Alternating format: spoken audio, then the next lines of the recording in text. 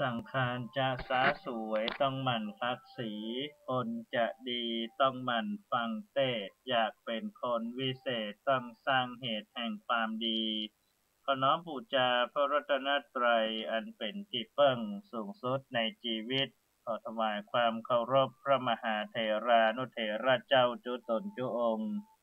ได้มีพระเดชพระคุณหลวงพ่อพระเทพโกศลหลวงพ่อที่ปรึกษาเจ้าคณะภาค7วัดศรีโสดาพระอารามหลวงเป็นเก้าเป็นประธานพระเดชพระคุณหลวงพ่อพระเทพปริยัติหลวงพ่อเจ้าคณะจังหวัดเชียงใหม่พระเดชพระคุณหลวงพ่อพระเทพสิงหวราจารย์หลวงพ่อรองเจ้าคณะจังหวัดเชียงใหม่ฝ่ายงานเผยแผ่หลวงพ่อพระครูโกศิษฐ์ปริยัตยาภรณ์พ่อเจ้าคณะตำบลสุเทพเขต1วัดป่าแดงมหาวิหารหลวงพ่อพระครูปริยัติยานุสารพ่อที่ปรึกษาเจ้าคณะอำเภอเมืองเชียงใหม่วัดฝ่ายหินครูบาอาจารย์เจ้าจุตนจุองค์ขอเจริญพรญาติโยมหุ้นส่วนธรรมและกัลยาณธรรมทุกผู้ทุกท่านที่กำลังรับฟังสถานีวิทยุกระจายเสียงพระพุทธศาสนาแห่งชาติและสังคม FM 104.50 เมกะเฮิรตซ์ออกอากาศณวัดฝ่ายหินอำเภอเมืองจังหวัดเชียงใหม่สถานีวิทยุสาธารณะจังหวัดเชียงใหม่ FM 92.25 เมกะเฮิรตซ์ออกอากาศณวัดป่าแดงมหาวิหารอำเภอเมืองจังหวัดเชียงใหม่พร้อมด้วยคลื่นกัลยาณธรรมเว็บไซต์กัลยาณมิตรเสียงตามสายห่อกระจายข่าวทุกวัดทุกวาทุกหมู่บ้านตัวยเช้าวันนี้หลังจากที่ได้ฟังน้ำฟังธรรมในรายการมรดกธรรมกับเมืองของท่านอาจารย์พระครูวิสิทธิ์ศรีลาภรณ์วัดวังสิงห์คำรายการธรรมะเพื่อประชาชนของท่านอาจารย์พระครูธีระสุตตพจน์สวตุเจ้าหลวงวัดม่อนแสนสุขจบลงเป็นที่บรมวลไปเรียบร้อยแล้วก็มาพบปะอุจจากันในรายการเสียงจากชุมชนป่าแดงและสันทรายหลวงวันนี้พบกันในวันพุธที่24 เมษายนพุทธศักราช 2562 เริ่มต้นรายการโดยการนำเอาพุทธศาสนาสุภาษิตประจำวันประจำเจ้าวันนี้นำมาฝากพ่อแม่พี่น้องได้พิจารณากันในบทที่ว่าอนิจจาวัฏสังขารา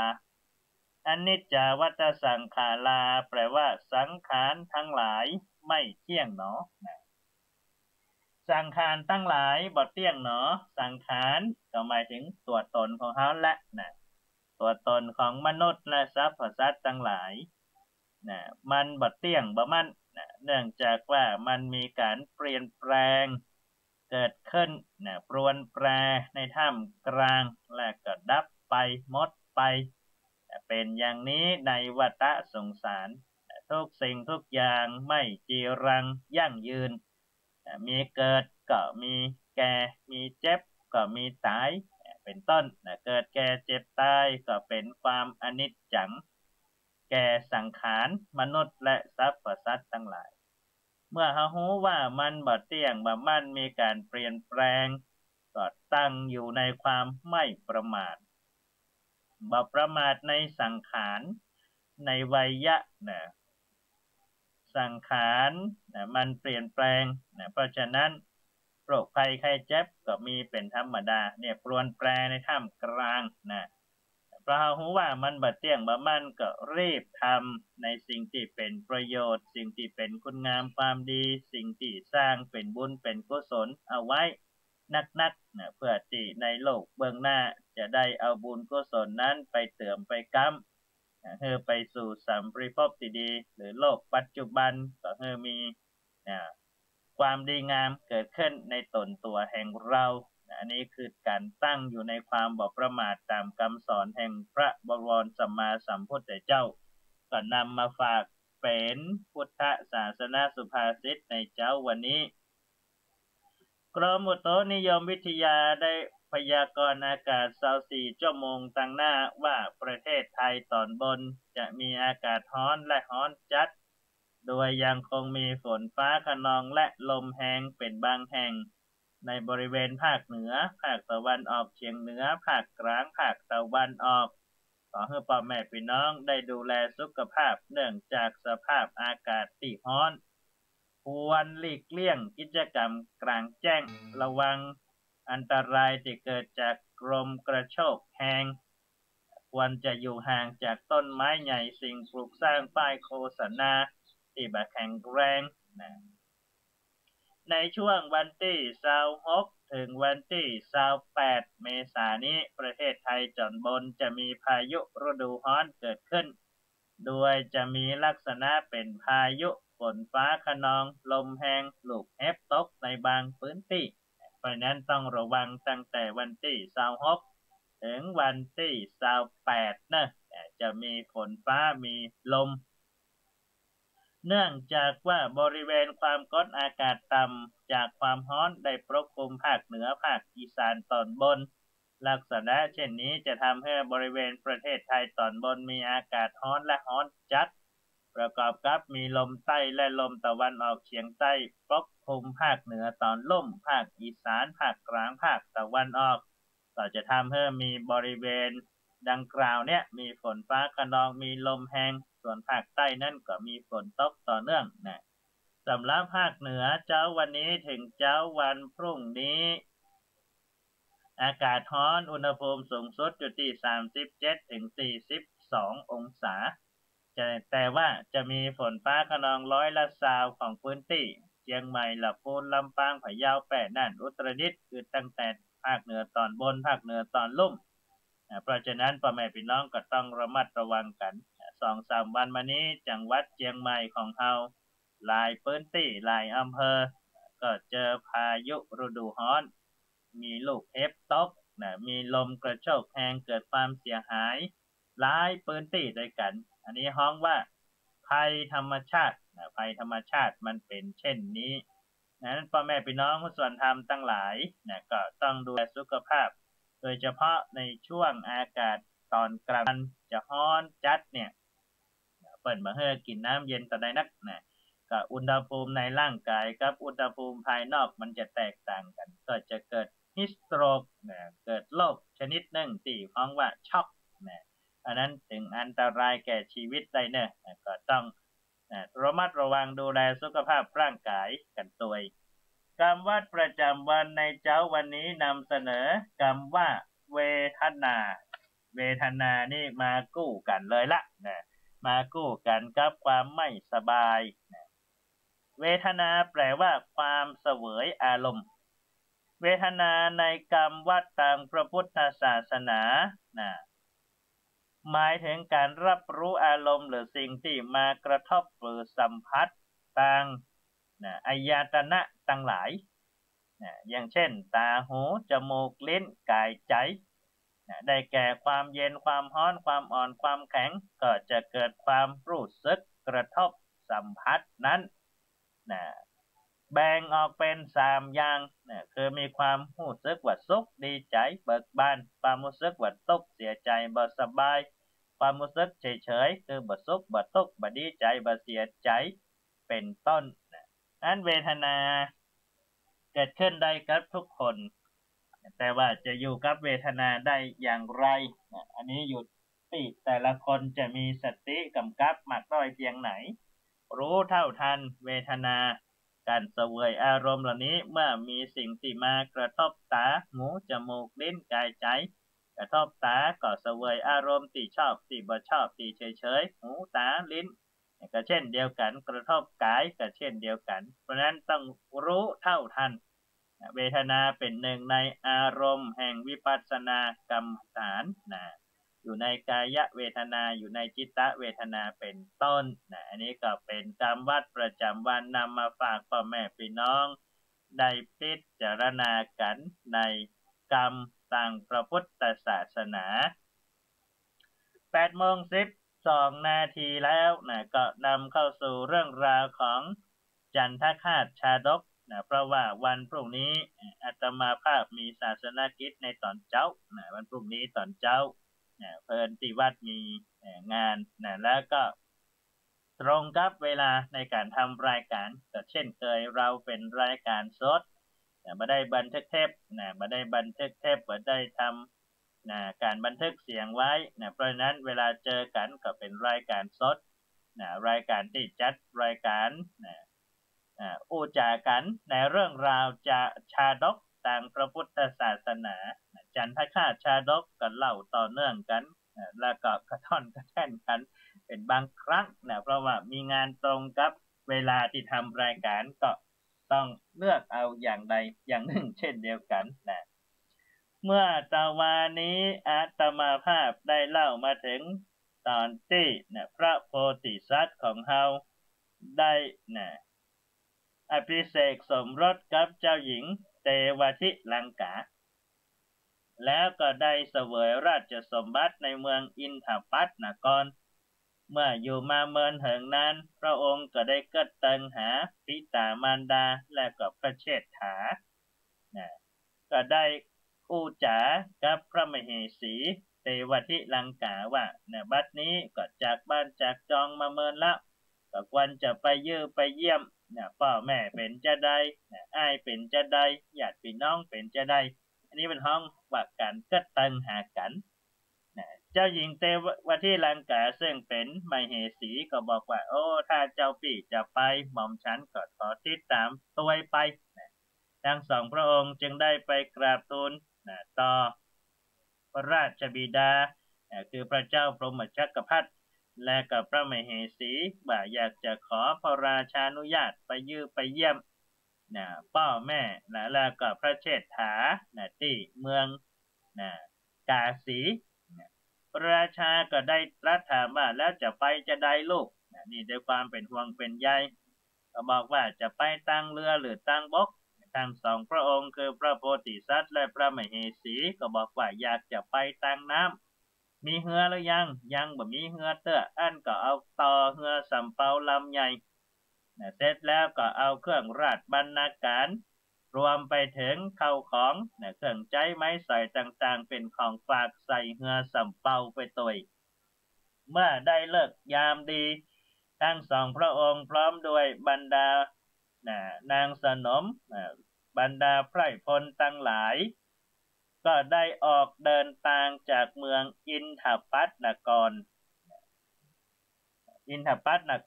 เพื่อที่จะไปถึงเมืองกาสีในขณะที่เดินทางจากอินทปัตนครได้7 วันเรือสำเภาของพระโพธิสัตว์เจ้าของเฮาก็ล่องลอยอยู่ข้ามกลางมหาสมุทรแต่ด้วยช่วงระยะเวลาที่เดินทางใช้ระยะเวลาเมินในมหาสมุทรนั้นก็มีลมมีคลื่นตั้งหลายพระมหาสัตว์เจ้าคือจันทคาตกุมารพร้อมด้วยพระนางเตวทิลังกาก็ได้เจอลมเจอฝนเจอแดดเจออย่างและก็สิ่งที่คาดบ่ถึงอันนี้บ่ท้องว่าสิ่งที่คาดไม่ถึงก็คือธรรมชาตินี่มันคาดบ่ได้คาดการบ่ได้จะให้เฮาเป็นไปตามอำเภอใจโอ้วันนี้ฮ้อนฝนตกแวกำเตอะวันนี้ฝนตกโอ้ไปลมเนอะแต่มันก็ตรงกันข้ามหมดลมฝนฮ้อนแดดก็กำหนดบ่ได้ว่าจะให้มันเป็นไปตามอำเภอใจเช่นเดียวกันพระโพธิสัตว์เจ้าของเฮาก็ไปเจอลมหลวงลมหลวงก็ทำให้เรือสำเภาที่พระองค์ประทับไปนั้นอับปางพระมหาสัตว์เจ้าและกับพระนางเตวทิลังกาก็เปียได้ไม้แผ่นกระดานแผ่นหนึ่งก็ลอยละล่องอยู่ท่ามกลางมหาสมุทรนั้นบรรดาคนที่ไปตัวก็กระจัดกระจายบางคนก็จมน้ำตายบางคนก็ถูกสัตว์ทะเลกัดกินพระนางเตวทิลังกาก็ถูกคลื่นซัดคลื่นใหญ่คลื่นหลวงซัดไปถึงฝั่งพระนางนั้นก็เสาะหาพระสวามีว่าถูกคลื่นซัดไปทางทิศทางใดเสาะจะใดก็บ่พบพระนางเสาะเวลา3-4 วันก็เสาะหาก็บ่พบ ก็เลยเดินเสาะหาในบริเวณนั้นจนค่ำจนมืดเป็นระยะเวลา2-3 วันก็บ่พบในที่สุดพระนางเทวทิลังกาก็ได้เสด็จไปหันบ้านหลังหนึ่งซึ่งก็ห่างไกลจากชายฝั่งพอสมควรปรากฏว่าเป็นบ้านของแม่อุ้ยคนหนึ่งชื่อว่าปริสุทธีแม่อุ้ยปริสุทธีนี้พอได้หันพระนางเทวทิลังกา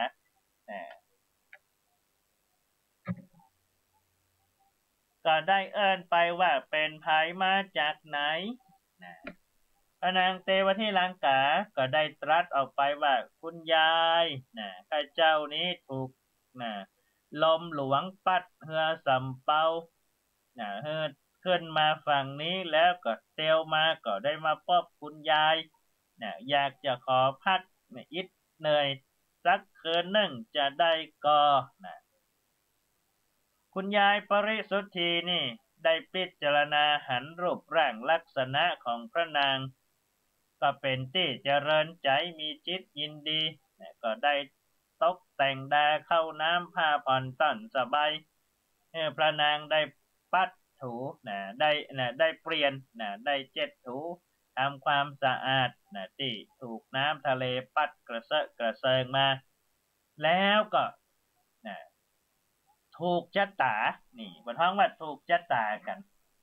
ก็เลยฮักเหมือนลูกคนหนึ่ง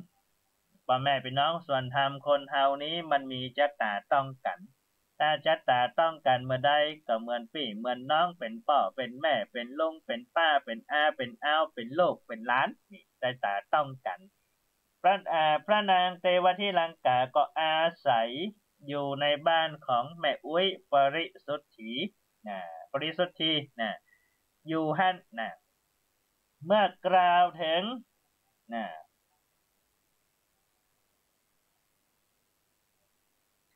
ว่าทำไมพระนางเทวทิลังกาได้ขึ้นฝั่งไปถึงเมืองไหนเนี่ยอันนี้น่าสนใจไปถึงเมืองไหนในชาดกนั้นเปิ่นก็กล่าวว่าพระนางเทวทิลังกาถูกคลื่นน้ำทะเลซัดปัดไปถึงฝั่งเมืองอนุปมานกรเมืองอนุปมานกรในเมืองอนุปมานกรนั้นมีพระเจ้านันทกิติเป็นพระราชามีพระเมเหสีพระนามว่าพระนางสุธรรมาแล้วมีพระราชโอรสพระนามว่าเจ้าชายสุทัศนจักร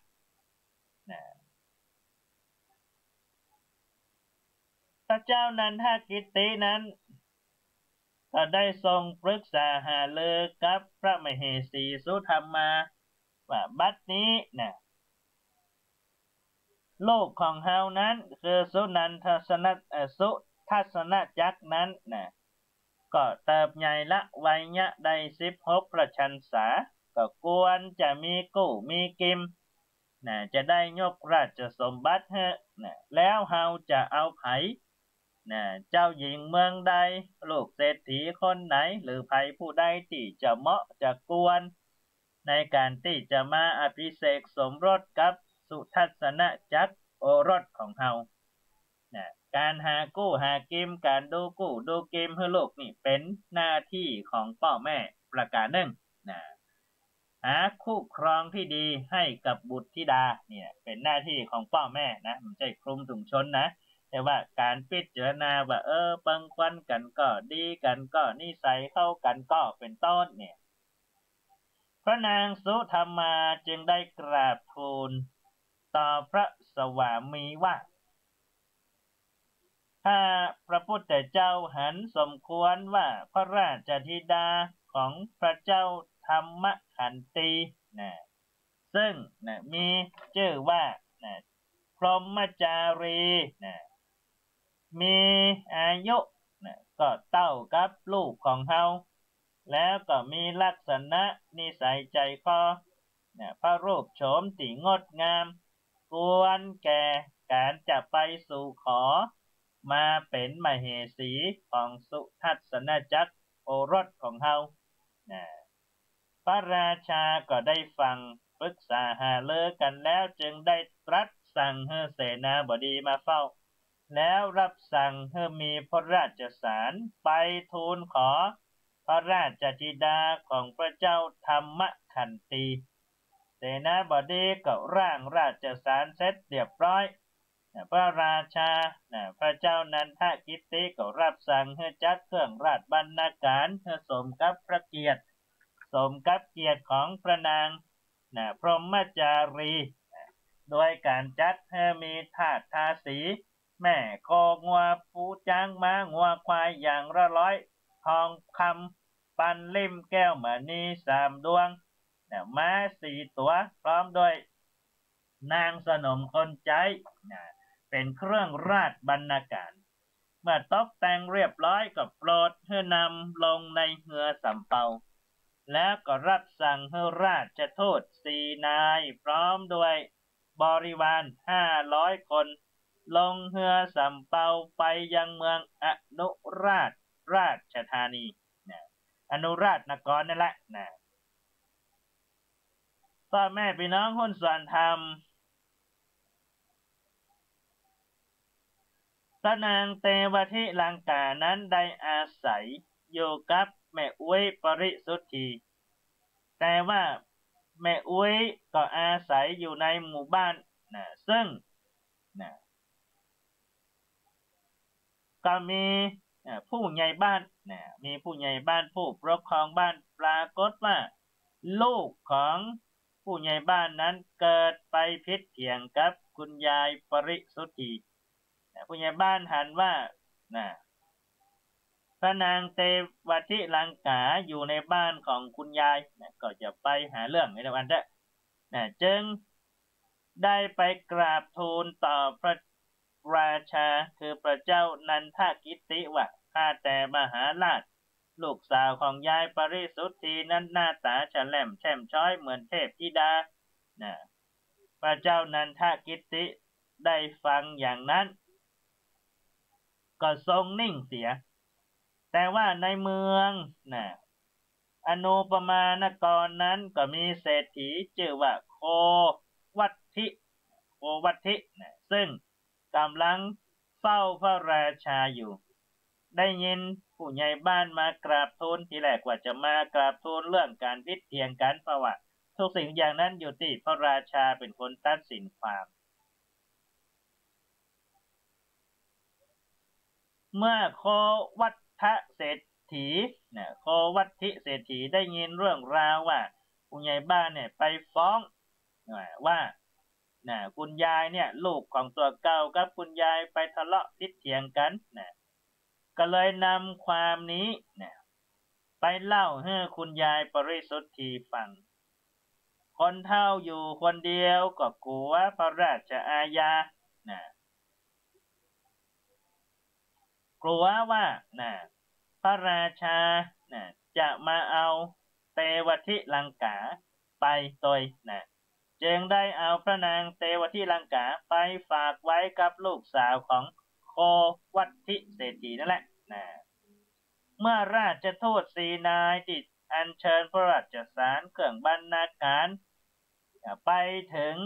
เมืองของพระราชาพระเจ้าธรรมขันตีก็ได้มีโอกาสเข้าไปเฝ้าและก็กราบทูลถวายรายงานว่าข้าแด่พระองค์ผู้ประเสริฐข้าพระบาททั้งหลายได้นำเครื่องราชบรรณาการมาจากเมืองอนุปมานครมาเพื่อที่จะได้ถวายเป็นราชบรรณาการโดยพระราชาของข้าพระพุทธเจ้าทั้งหลายได้มีพระราชสารมีพระประสงค์จะขอหรือว่าสู่ขอพระราชธิดาของพระองค์เพื่ออภิเษกสมรส กับเจ้าชายสุทัศนจักรซึ่งเป็นพระโอรสแห่งพระเจ้านันทกิตติและพระนางสุธรรมาพ่อแม่พี่น้องผู้สนธรรมตั้งหลายพระเจ้าธรรมขันตีก็ได้ทอดพระเนตรพระราชสารก็ทรงพระดำริในพระทัยในใจว่าพระเจ้านันทกิตติเนี่ยเป็นมหาราชผู้ยิ่งใหญ่โอรสของพระองค์ก็สมควรจะเป็นกู้เป็นกิมกับราชธิดาของเฮาจึงได้ตรัสถามราชทูตว่าสุทัศนจักรเนี่ยตอนนี้มีอายุเท่าใดราชทูตก็บอกว่า16 พรรษาแล้วพระเจ้าธรรมขันตีจึงตรัสถามต่อไปว่าพระเจ้านันทกิตติของท่านทั้งหลายตั้งอยู่ในธรรมะประการใดนี่ราชทูตจึงกราบทูลว่าพระราชาของข้าพระพุทธเจ้านั้นตั้งอยู่ในทศพิธราชธรรมธรรมะของราชาและทรงมีสังฆะวัตถุธรรม4 ประการทรงพระเจ้าบ้านเจ้าเมืองพระเจ้าธรรมขันติได้ฟังคุณสมบัติของป่อตาของลูกสาวว่าที่ป่อตาก็ดีพระทัยเป็นอย่างยิ่งจึงได้ตรัสท้องพระมเหสีบรรดาอมาตย์เสนาบดีทั้งหลายว่าบัดนี้เราจะยกเอาราชธิดาของเฮาไปอภิเษกสมรสกับราชบุตรโอรสของพระเจ้า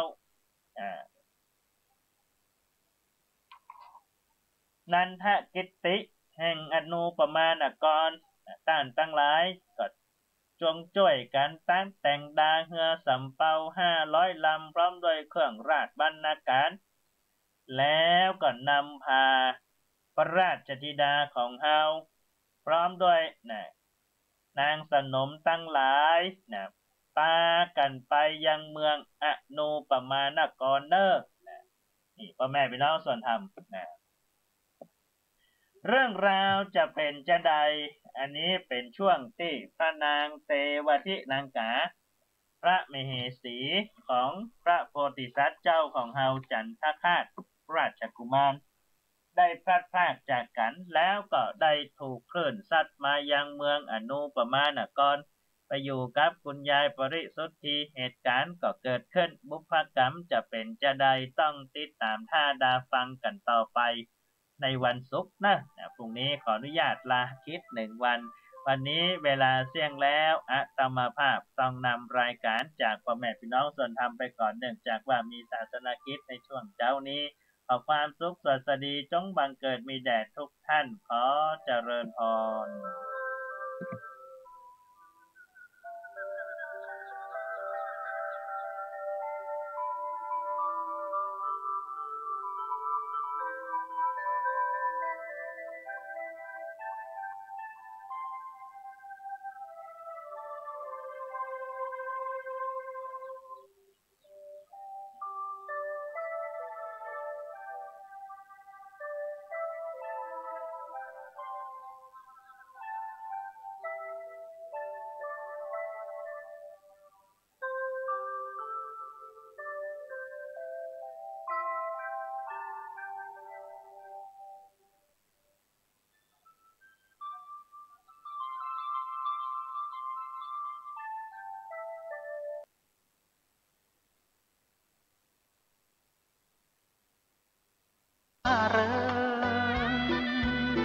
จิตใจเคยเลิ้งรู้ตัวโดยอ้อมหากปล่อยใจกายเผลอไปทุกย่อมหัวใจก็ย่อมฟุ้งซ่านให้มานเข้าคุม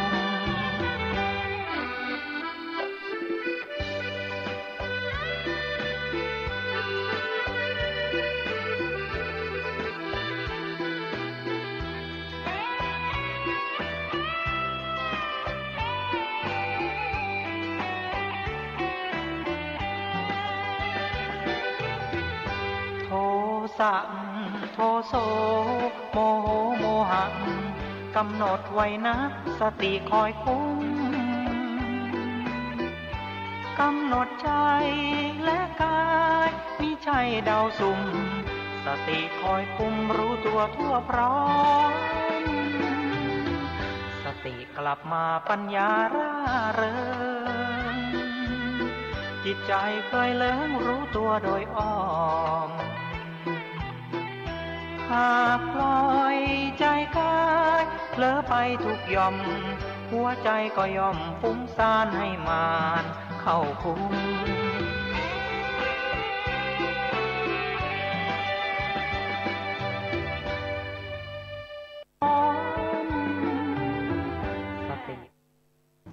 สวัสดีครับท่านผู้ฟังที่เคารพธรรมสาระวันนี้ผมกาเศรษฐ์เพชรสำริดวิทยากรนำเรื่องราวที่เป็นสาระแบ่งปันความคิดดีๆสู่ท่านผู้ฟังก็เป็นการเพิ่มพูนปัญญาบารมีของท่านนะครับเรื่องของการที่เราได้ศึกษาธรรมปฏิบัติธรรมนั้นก็เป็นเรื่องที่แต่ละคนแต่ละท่านจะต้องกระทำการสร้างบุญกุศลบุญบารมีใครทำใครได้ทำแทนกันไม่ได้ดังนั้นการทำบาปก็เช่นเดียวกันใครทำบาปก็ได้ความทุกข์ความเดือดร้อนวิปฏิสารเกิดขึ้นนะครับผลคือความทุกข์ความเดือดร้อนนำไปสู่อบายปากทางแห่งความเสื่อมก็เกิดขึ้นกับผู้นั้นไม่ว่าจะเป็นมนุษย์อมนุษย์ทั้งหลายทุกๆชีวิตในเวลานี้อาจจะลืมเรื่องของการเกิดการแก่การเจ็บการตายซึ่งเป็นทูตที่ออกมาเตือนทุกคนนะครับจะต้องเกิดต้องแก่ต้องเจ็บต้องตายแต่สภาพของเทวดาหรือพรหมโดยเฉพาะเทวดาที่เราศึกษากันในเชิงวิชาการว่าเทวดาจะสิ้นบุญนั้นมีนิมิตออกมามีเหงื่อออกจากรักแร้หรือมีผิวพรรณวรรณะเศร้าหมองไม่มีรัศมีเปล่งปลั่งอะไรอย่างนี้เป็นต้นเป็นตัวอย่างทุกๆชีวิตนะครับไม่ว่าจะเป็นคนเป็นมนุษย์ทั้งหลายคนเรานั้นเหมือนต้นไม้นะครับจะอยู่ใกล้ฝั่งจะอยู่ไกลฝั่งก็ตายม้วยมรณาไม่มีใครใหญ่ค้ำฟ้าไม่มีใครใหญ่เกินกรรมที่พี่น้องท่านผู้ฟังได้ศึกษาและทำความเข้าใจกันอยู่เสมอว่าทุกๆชีวิตถูกจำแนกในเรื่องของกรรมการกระทำและผลของการกระทำไว้แล้วที่พูดถึงกันอยู่เสมอว่ากัมมังสเตวิภัชชติยะทิทังหีนัปปณีตตายะการกระทำด้วยกายกรรมทางกายวจีกรรมทางปากมโนกรรมทางใจก็จำแนกเรื่องของความปราณีตหีนะความหยาบความปราณีตไว้แล้วก็จะต้องได้รับผลของกรรมนั้นๆตัดโลกย่อมเป็นไปตามกรรมในชีวิตของการใช้ชีวิตที่อาจจะใช้ชีวิตฟุ่มเฟือยแบบลูกเศรษฐีมหาเศรษฐีมีเงินมีทองเพราะอานิสงส์ของทานที่เคยตนทำไว้ในอดีตชาติในอดีตภพก็ทำให้มีผลมีภาราอานิสงส์ไม่ได้ทุกข์ยากไม่ได้ลำบากเพราะว่าเคยให้ทานส่วนคนที่รูปร่างหล่อรูปร่างสวยก็เกิดมาจากการรักษาศีลคนที่มีสติปัญญาเฉียบแหลมในชาตินี้รูปไม่สวยไม่รวยไม่หล่อแต่ว่ามีปัญญาดีก็แล้วแต่ดังนั้นอานิสงส์ของการให้ทานรักษาศีลและเจริญภาวนาเจริญสมถกรรมฐานวิปัสสนากรรมฐานก็จะได้อานิสงส์กับผู้กระทำโดยตรงนะครับท่านผู้ฟังดังนั้นก็เราชวนท่านไปศึกษาไปติดตามเรื่องราวถึงแม้เราจะเกิดไม่ทันในยุค 2,500 กว่าปีมาแล้วโบราณอาจารย์บัณฑิตก็สืบต่อกันในเรื่องของพระไตรปิฎกอรรถกถาฎีกานุฎีกาเราจะเชื่อก็ได้ไม่เชื่อก็ได้นะครับก็ภาพอีกภาพหนึ่งซึ่งวันก่อนได้นำเล่าเรื่องของภาพพุทธประวัติในยุคพุทธกาลที่องค์สมเด็จพระสัมมาสัมพุทธเจ้าทรงพระชนอยู่นะครับ 2,500 กว่าปีมาแล้วมานึกถึงภาพของพระเทวทัตอีกภาพหนึ่งพระเทวทัตนั้นเป็นโอรสของพระเจ้าสุปพุทธะแห่งโกริยวงศ์นะครับท่านผู้ฟัง เป็นพี่ชายของพระนางยโสธรา ออกบวชพร้อมสักยวงศ์ในอนุปิยะอัมพวันในสมัยนั้นพระพุทธองค์ประทับอยู่ที่กรุงโกสัมพีพระเทวทัตเห็นชนทั้งหลายในครั้งนั้นนะครับก็มีความเลื่อมใสก็ออกบวชนะครับพระเทวทัตเห็นชนทั้งหลายในกรุงโกสัมพีต่างก็ถือจีวรบ้างเภสัชยาอัฐบาลน้ำปานะบ้างดอกไม้ของหอมเข้าไปสู่วิหารแล้วก็ถามกันว่าพระพุทธเจ้าประทับอยู่ที่ใดพระสารีบุตรพระโมคคัลลานะพระมหากัสสปะพระพัทธิยะพระอนุรุทธะพระอานนท์พระภักขุณะพระกิมพิระอยู่ที่ใดไม่มีใครถามหาพระเทวทัตเลยแม้สักคนเดียวพระเทวทัตก็คิดว่าเราก็บวชพร้อมกับเจ้าสักยะเหล่านี้ในสมัยนั้นก็แต่ไม่มีใครเลื่อมใสในชนทั้งหลายดังนั้นพระเทวทัตก็เกิดความอิจฉาในลาภที่ปรากฏอยู่ในสายตาของตนเรียกว่าลาภสักการะที่เกิดขึ้นกับพระพุทธเจ้าเป็นสิ่งที่พระพุทธเจ้าและพระสาวกทั้งหลายศรัทธาเลื่อมใสในอินเดียโบราณในสมัยนั้นพระเทวทัตก็ต่อมาก็ยุยงให้เจ้าชายอาชาตตูปงพระชนพระราชบิดาก็คือพระเจ้าพิมพิสารเพื่อในการที่ซึ่งเป็นพระราชบิดาส่วนตนนั้นก็จะเรียกว่าวางการใหญ่จะ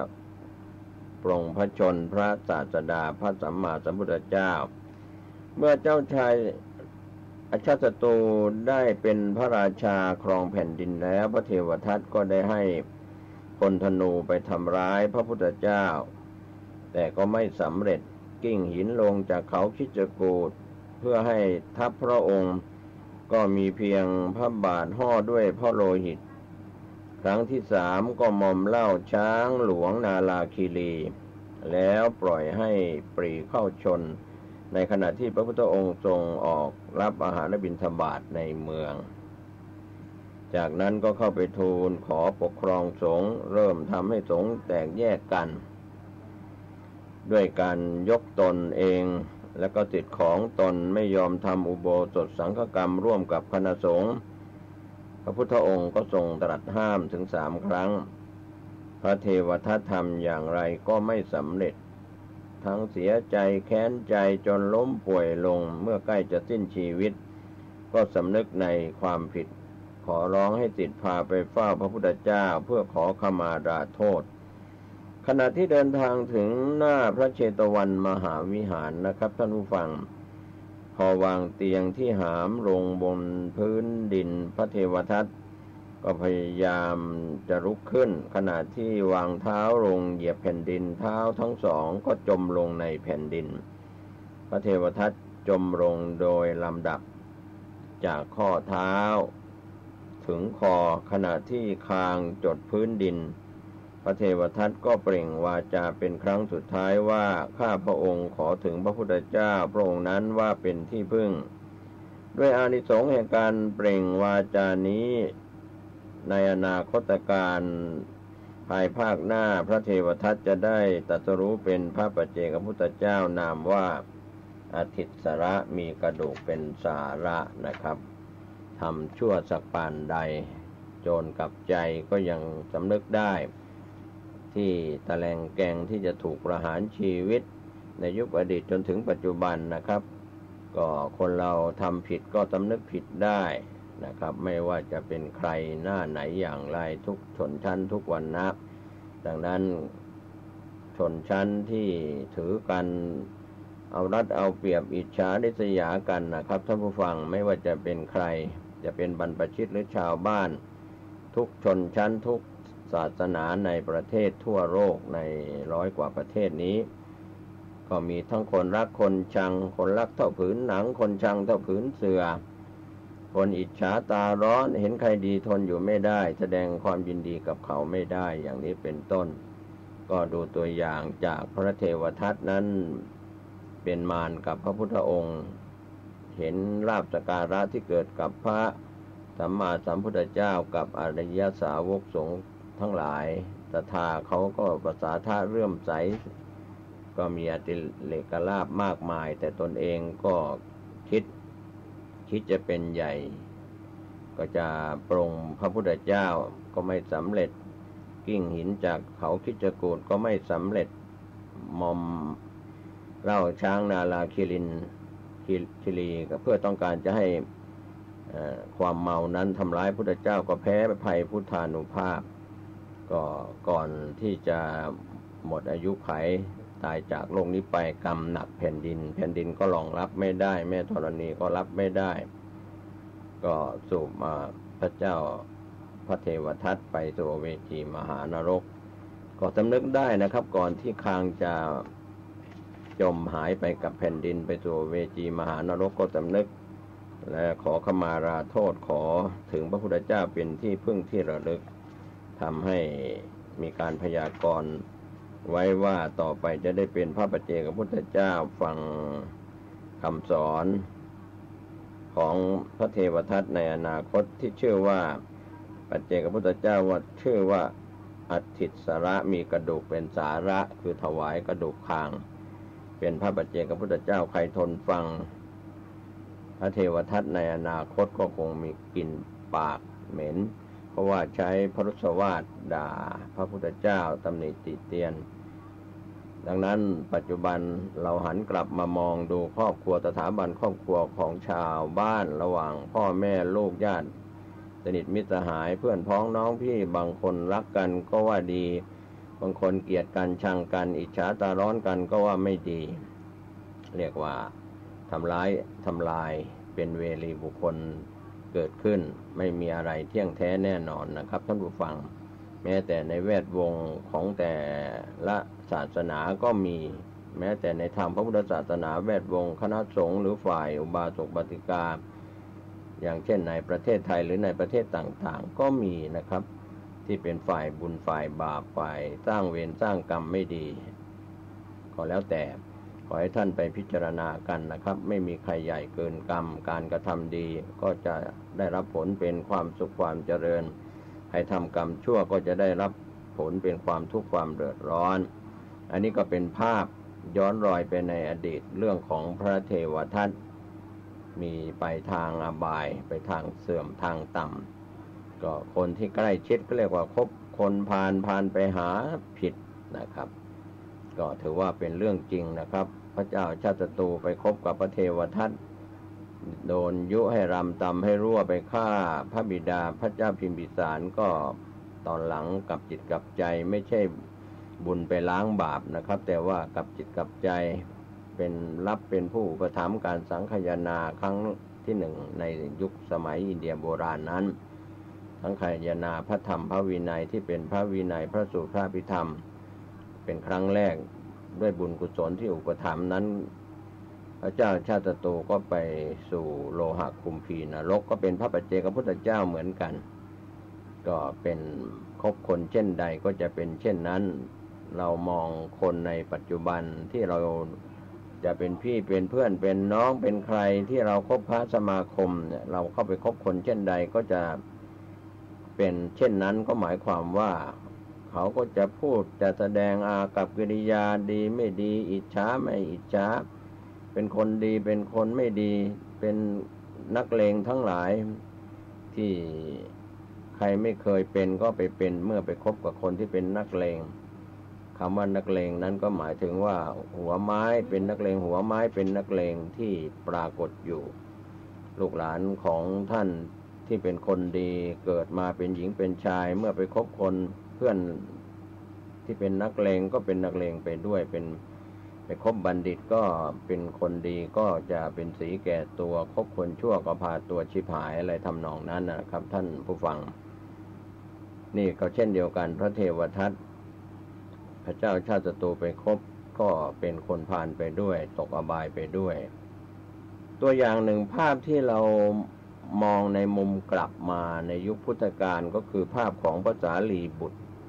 ซึ่งเป็นอักษาวกเบื้องขวาของพระพุทธองค์ในยุค 2,500 กว่าปีมาแล้วพระสารีบุตรนั้นเป็นอักษาวกเบื้องขวาเป็นกำลังสำคัญในงานเผยแผ่พระพุทธศาสนาที่องค์สมเด็จพระสัมมาสัมพุทธเจ้าตรัสเสริญว่าเป็นพระธรรมเสนาบดีหลังจากออกพรรษาที่ 44 ขณะที่พระพุทธองค์ประทับจำพรรษาที่พระเชตวันวิหารวันหนึ่งพระสารีบุตรก็เข้าไปทำวัดถวายองค์สมเด็จพระสัมมาสัมพุทธเจ้าแล้วก็เข้าไปพักกลางวันออกจากฌานสมาบัติสมาธิแล้วก็คิดว่าพระพุทธเจ้าทั้งหลายปรินิพพานก่อนหรืออักษาวกนิพพานก่อนก็ทราบว่าอักษาวกนิพพานก่อนจึงตรวจดูสังขารของตนว่าจะเป็นไปได้เหลือเวลาอีก7 วันเท่านั้นก็มาคิดว่ามารดาโยมแม่ของท่านเป็นมารดาของพระอรหันต์เป็นแม่ของพระอรหันต์คือตัวท่านเองพระสารีบุตรก็ถึง7 วันแต่ก็ยังไม่เลื่อมใสในพระพุทธเจ้าจึงประสงค์จะไปนิพพานที่สถานที่เกิดเพื่อตอบแทนข้าวป้อนน้ำนมเปื้องพระคุณของแม่ให้พ้นจากมิจฉาทิฏฐิมีความเห็นผิดพระสารีบุตรจึงพาภิกษุ500 รูปเข้าไปทูลลาพระพุทธเจ้าแล้วก็กล่าวว่าข้าพระองค์จะขอถวายบังคมเป็นครั้งสุดท้ายต่อจากนี้ไปล่วงไปอีก7 วันข้าพระองค์จะทอดทิ้งเรือนร่างขอพระสุคตทรงอนุญาตขอพระองค์ปรงอายุสังขารแล้วพระเจ้าข้าพระองค์ปรงอายุสังขารแล้วคือกำหนดวันตายแล้วพระสารีบุตรกราบทูลเช่นนั้นก็ทราบว่าพระบรมศาสดาประสงค์จะให้แสดงฤทธิ์ต่างๆก่อนแสดงธรรมพระเถระก็เหาะขึ้นไปแสดงฤทธิ์ต่างๆแล้วแสดงธรรมลงมาถวายบังคมกระทำประทักษิณพระพุทธเจ้ากราบทูลว่า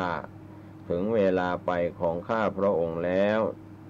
นี้เป็นการเห็นครั้งสุดท้ายจะไม่มีการได้เห็นพระองค์อีกพระสารีบุตรถวายบังคมกระทำประทักษิณแล้วก็หลีกไปพระพุทธองค์ตรัสกับภิกษุผู้ยืนล้อมอยู่ว่าพวกเธอจงกระทำประทักษิณจงกระทำประทักษิณพระพุทธองค์ตรัสกับภิกษุยืนล้อมว่าพวกเธอจงตามไปส่งพี่ชายเถิดหมายถึงพระอรหันต์ที่แวดล้อมอยู่ภิกษุก็เหล่านั้นก็เดินตาม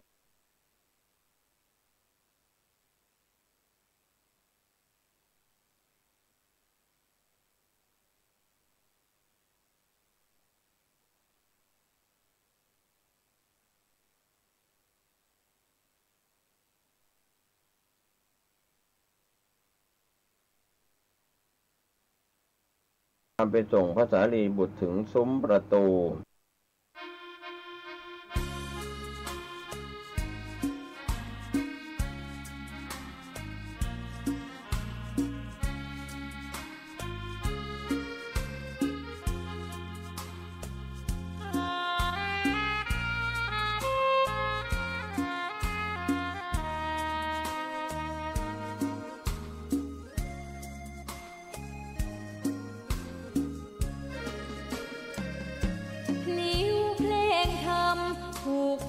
คำเข้าถึงจิตใจ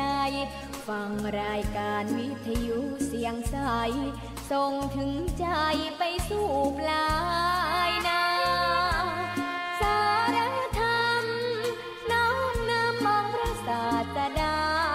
บอกผู้คนทั่วลาหันมาเข้าวัดฟังธรรม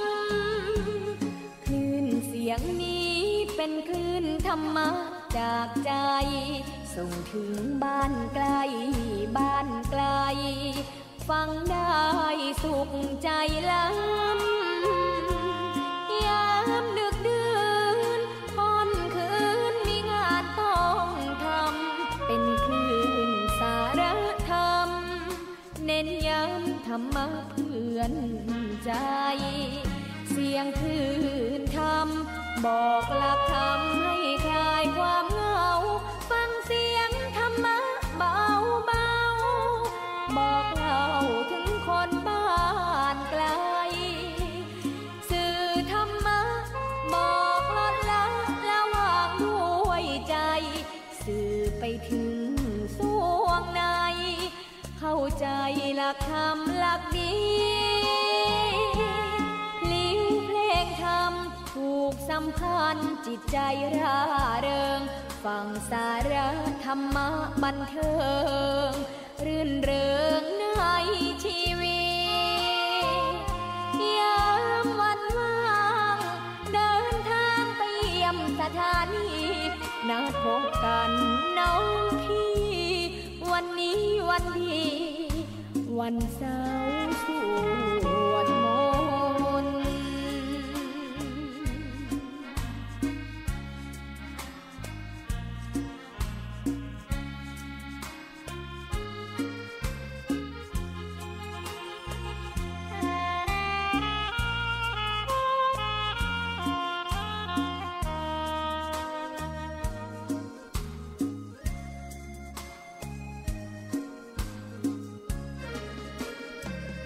เสียงคลื่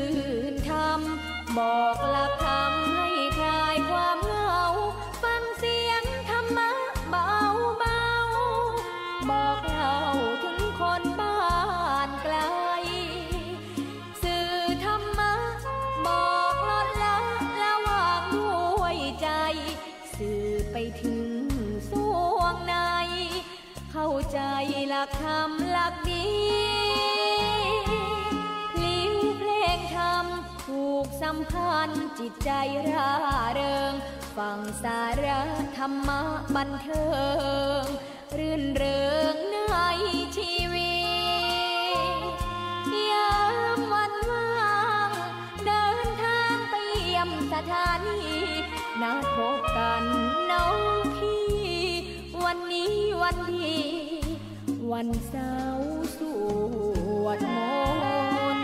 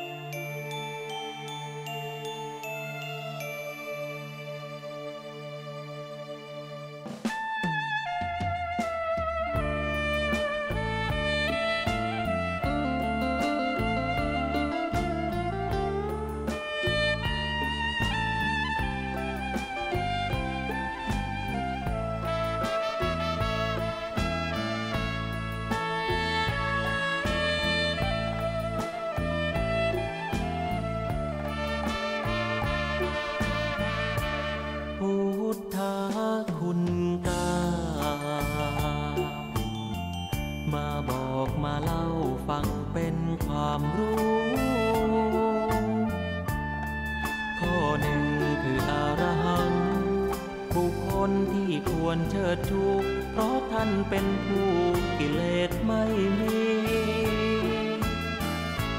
สัมมาสัมพุทโธผู้ลบความโง่ให้เราเหล่านี้ตรัสรู้ด้วยพระองค์เองแท้เซ็งฟ้าปัตถภีก็200,000 ดีผู้คนบูชา3 วิชชาจรณะสัมปันโน4 สุขโตรวมกันแปลได้เลยนะหมายถึงผู้รู้ประพฤติถึงธรรมล้ำค่าอีกสุขโตต่อมาผู้เสด็จไปด้วยดีฮาโลกวิทูหมายถึงเป็นผู้แจ้งในโลกนี้อนุตตโรปุริสัท ำมาสารถิข้อ6ก็มีความแปลให้ฟังเป็นผู้ฝึกผู้สอนมนุษย์ได้ดีและก็ไม่มีผู้ใดเทียมเท่าสักครั้งข้อ7ศรัทธาเทวมนุษย์สานังศาสดาสอนสั่งมนุษย์และเทวดาพุทโธนี้ข้อ8ผู้หลีกแก้ไขปัญหาผู้รู้ผู้ตื่นเบิกบานก้าวนั้นข้อภัทวาผู้เลิศวิชายอดภาคธรรม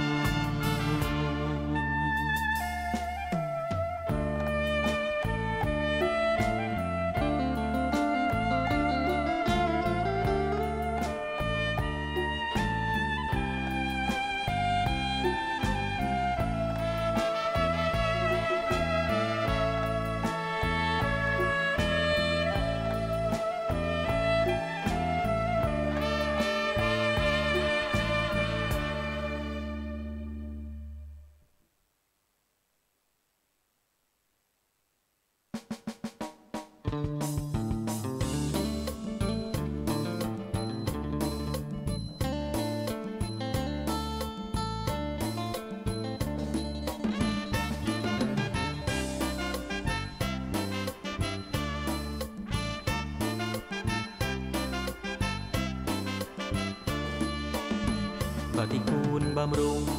แต่งปรุงให้ขันนี้อยู่ชีวิตจำสู้ยืนอยู่กับการใช้กรรมจะเอาอะไรมากมายเกิดตายชี้นำวนหาแต่กรรมย้ำกับอุปาทานเกิดมาเป็นชีวาปัญหานั้นเรื่องของจิตบางครั้งยึดติดหลงผิดร้อนรุมเผาพลานหลงรสอารมณ์ตรอมตรมสนุกสนานหลงอุปาทานว่าสุขว่าทุกข์งงงวยชีวิตควรอยู่แบบผู้รักธรรมชาติสดใสสะอาดสันโดษใจเน้นจนรวยการดำรงชีพปัจจัยแค่ไหนอวยอย่าหลงสำรวยตัวช่วยเอาทุกนำพาปฏิกูลบำรุงแต่งปรุงเพื่อขันนี้อยู่อย่าคิดหดหู่จงอยู่แบบมีปัญญาเลือกคิดเลือกทำอย่านำมาเป็นปัญหาทุกในอุราล้วนมาจากอุปาทาน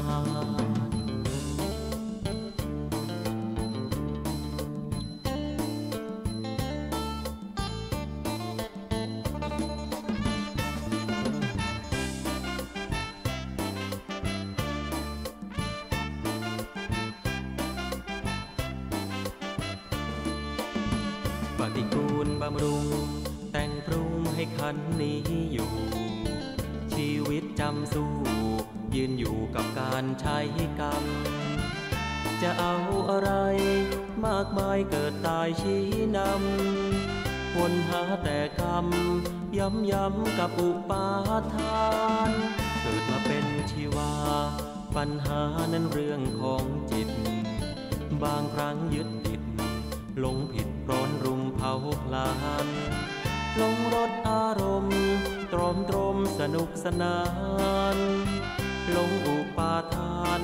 ว่าสุขว่าทุกข์งงงวยชีวิตควรอยู่แบบผู้รักธรรมชาติสดใสสะอาดสันโดษใช่เน้นจนรวยการดำรงชีพปัจจัยแค่ไหนอวยอย่าหลงสำรวยตัวช่วยเอาทุกนำพาปฏิกูลบำรุงแต่งปรุงเพื่อขันนี้อยู่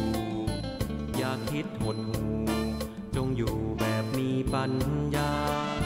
เลือกคิดเลือกทำอย่านำมาเป็นปัญหาทุกในอุราล้วนมาจากอุปาทา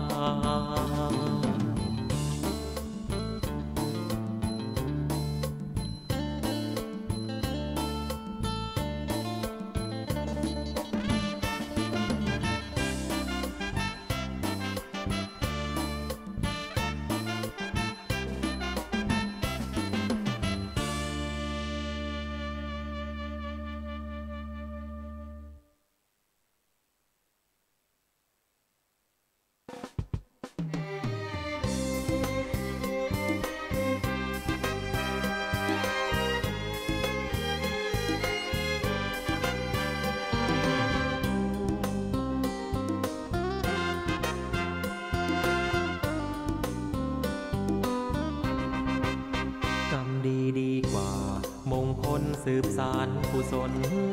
ความดีเติมต้นดีกว่านั่งเท้าของพลังพระเครื่องตะกรุดปลุกเสกว่าแสนฉมังคาดมัวแขนมั่งมัวนึกว่ายังได้คุ้มอันธพาลเกลื่อนสอหาเอามาปลอบขวัญยังตายเกลื่อนกันชีวันดับพันอยู่หลุมธรรมะต่างหากดึงจากนรกตกคุมเป็นเครื่องคอยคุ้มเพราะเป็นพระองค์จริงทำดีดีกว่าวัตถุมงคลทำดีในตนผู้คนไหนอยากจะยิ่งเป็นโจรไร้ธรรมก่อกรรมจิตใจผีสิงไม่โดนปืนยิงก็ยิ่งเหมือนตายเกินตายกรรมดีดีกว่านำพาเนื้อกรรมหลุดพ้นมันดูแลตนให้ตนเกิดผลผ่องใสเมื่อบริสุทธิ์ผ่องผุดทั้งกายและใจจะจำเป็นไหมต้องใช้วัตถุมงคล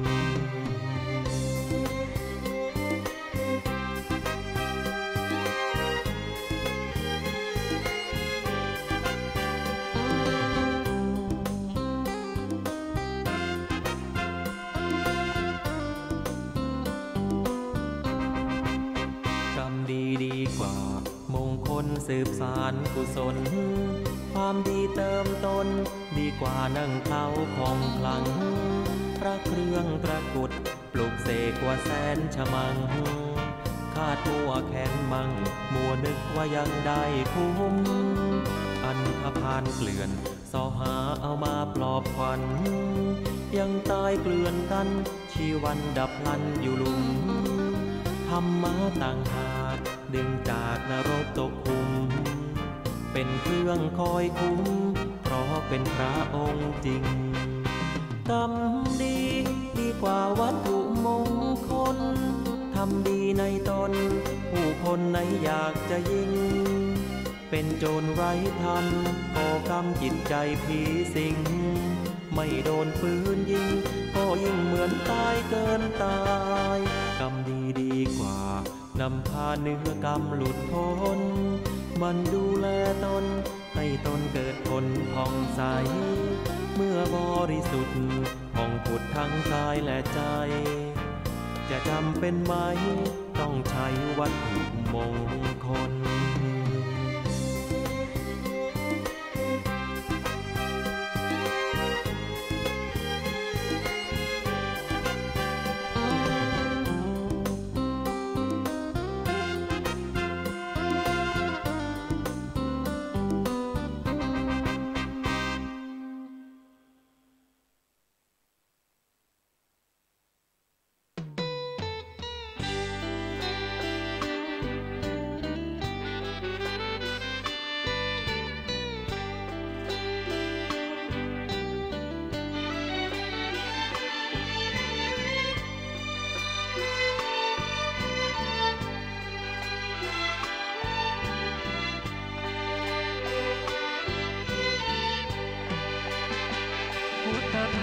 บรรเลง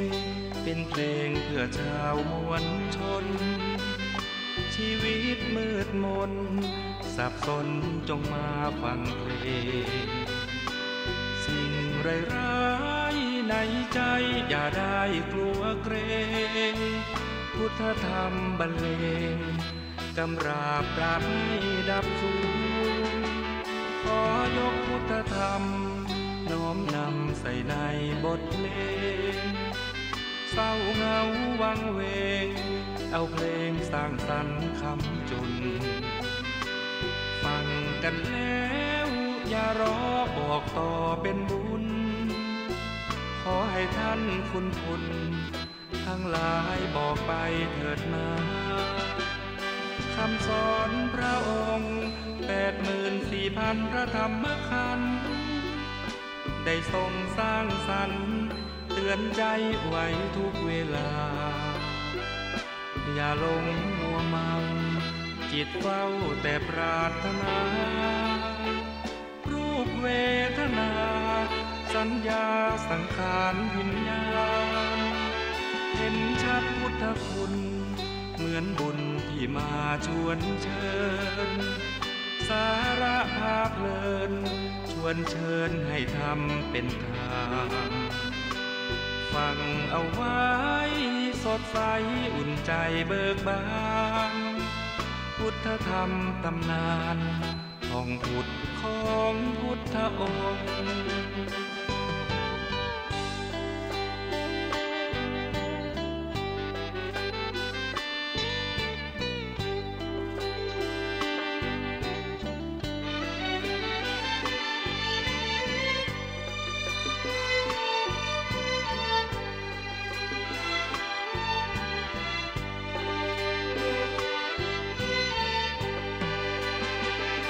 คำสอนพระองค์ 84,000 พระธรรมขันธ์ได้ทรงสร้างสรรค์เตือนใจไว้ทุกเวลาอย่าหลงมัวเมาจิตเฝ้าแต่ปรารถนารูปเวทนาสัญญาสังขารวิญญาณเห็นชัดพุทธคุณเหมือนบุญที่มาชวนเชิญสาระภาพเพลินชวนเชิญให้ทำเป็นทางฟังเอาไว้สดใสอุ่นใจเบิกบานพุทธธรรมตำนานของพุทธนำพุทธชน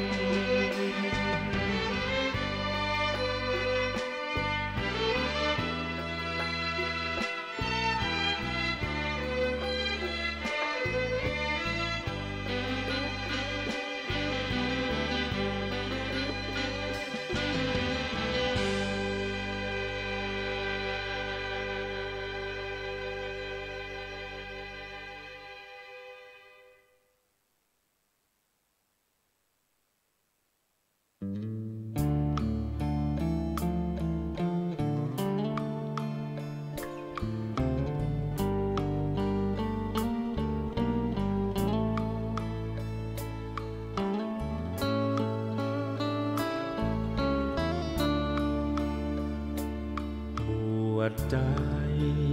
บวชกันไหมพี่น้องไม่ใช้เงินทองเชิญทดลองบวชใจถือเอาศีลเช่นเป็นผ้าครองห่มกายสลัดความร้ายแทนผมบนเกศาหยุดกรรมสตินำก่อบุญ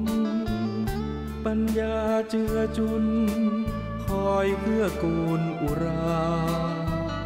ผู้มีพระภาคนำชี้ดังเปิดตา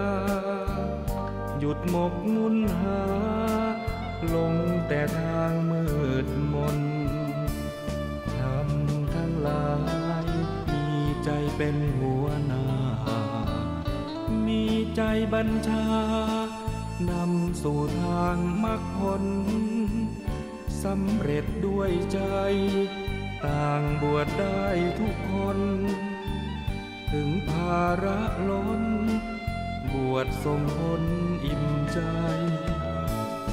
บวชใจบวชกันไหม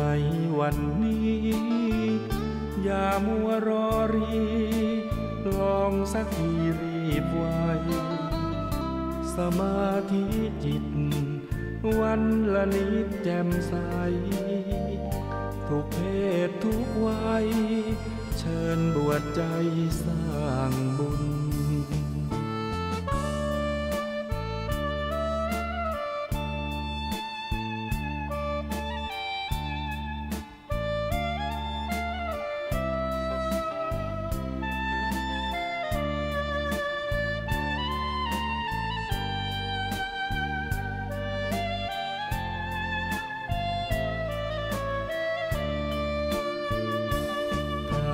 ทั้งหลายมีใจเป็นหัวหน้ามีใจบัญชานำสู่ทางมรรคผลสำเร็จด้วยใจต่างบวชได้ทุกคนถึงภาระล้นบวชทรงผลอิ่มใจบวชใจบวชกันไหมวันนี้อย่ามัวรอรีลองสักทีรีบไวสมาธิจิตวันละนิดแจ่มใสทุกเพศทุกวัยเชิญบวชใจสร้างบุญ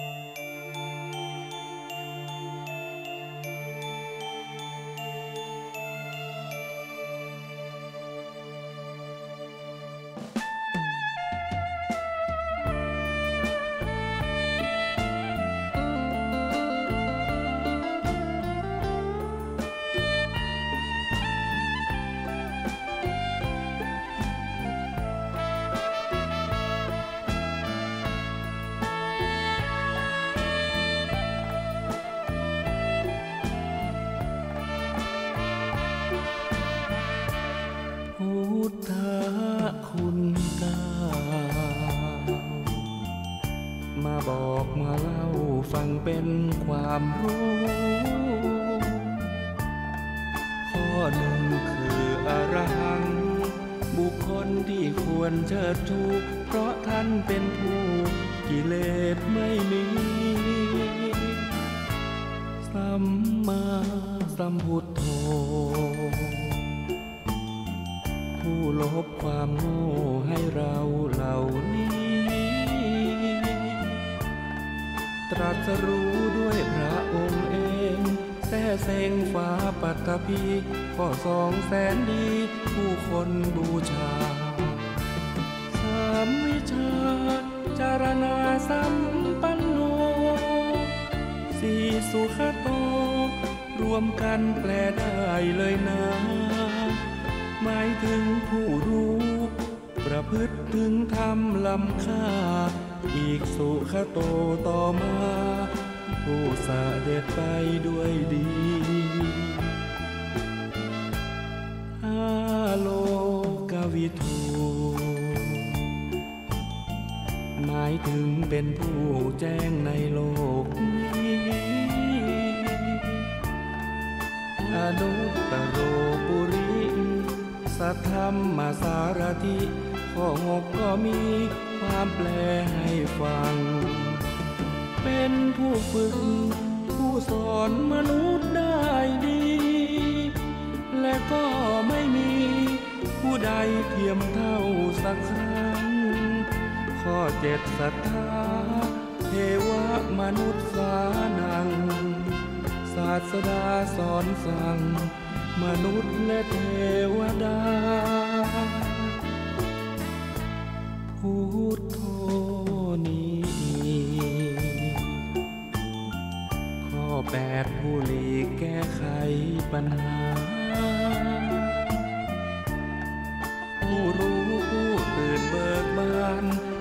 นั้นข้อภาควาผู้เลิศวิชายอดภาคธรรม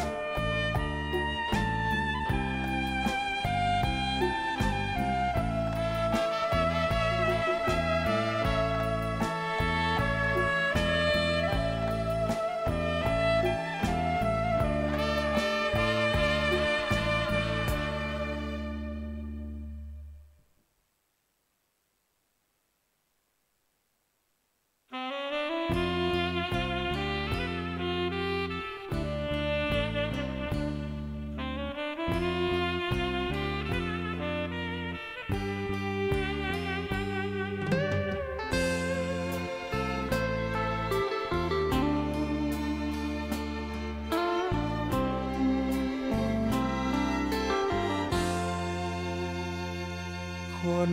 ดีที่พุทธองค์ท่านตรัส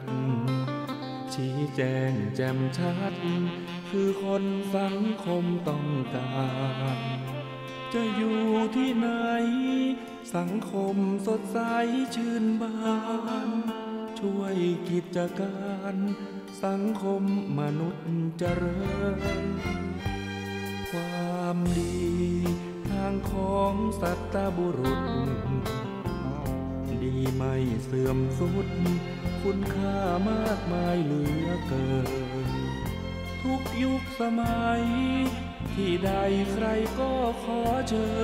ญบทบาทก้าวเดิน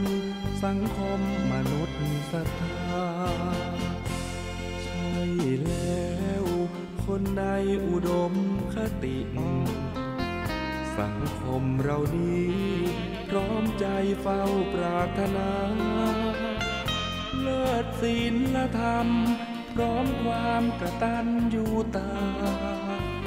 ชุ่มช่ำอุราเมื่อมาเจอคนที่ดีพนมมือพร้อมขอก้มลงกราบใจมันยอมรับประดับไว้ในชีวิตชั่วลูกเลนหลานตราบนานละลึกความดีแม้สิ้นชีวิตความดีก็ยังยิ่งยง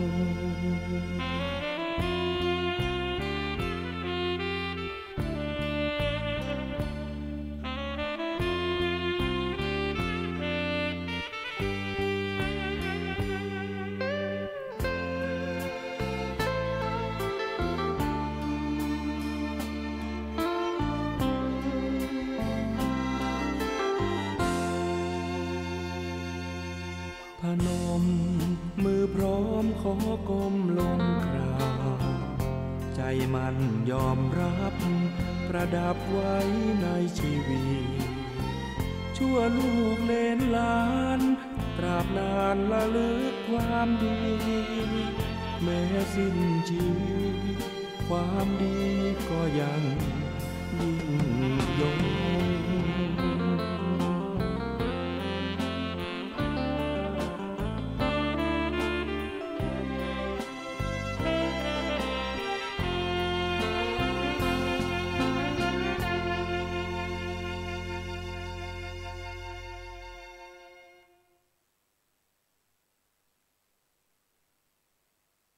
ถ้าทำชั่วก็จะไปสู่อเวจีมหานรกอย่างเช่นพระเทวทัตหรือพระเจ้าชาติศัตรูไปตกโลหะคุมพีนรกนะครับท่านผู้ฟังก็เรื่องราวต่างๆภาพต่างๆเหล่านี้เราลำลึกแล้วมันก็เป็นอุทาหรณ์เตือนจิตเตือนใจพวกเราที่เกิดในยุคปัจจุบันทั้งที่เป็นมนุษย์ที่มีอยู่ใน100 กว่าประเทศทั่วโลกถ้าเรามาคิดและติดตามข่าวสารกันในเรื่องข่าวอัปเดตทางสื่อต่างๆช่องทางต่างๆไม่ว่าจะเป็นวิทยุกระจายเสียงสื่อสิ่งพิมพ์สื่อทีวีสื่อออนไลน์นะครับเรื่องของประเทศที่เป็นยักษ์ใหญ่ที่อาจจะห้ำหั่นกันด้วยนิวเคลียร์หรือไม่อย่างไรการที่จะใช้ทูตระหว่างประเทศยักษ์ใหญ่ ก็ตามที่เราติดตามข่าวกันจนถึงวันนี้แล้วก็จะต้องติดตามข่าวต่อไปก็มีความห่วงใยเรื่องของสงครามโลกครั้งที่3จะเกิดขึ้นหรือไม่อย่างไรเหล่านี้ไม่มีใครพยากรณ์ได้แต่ภาพของความอุบาท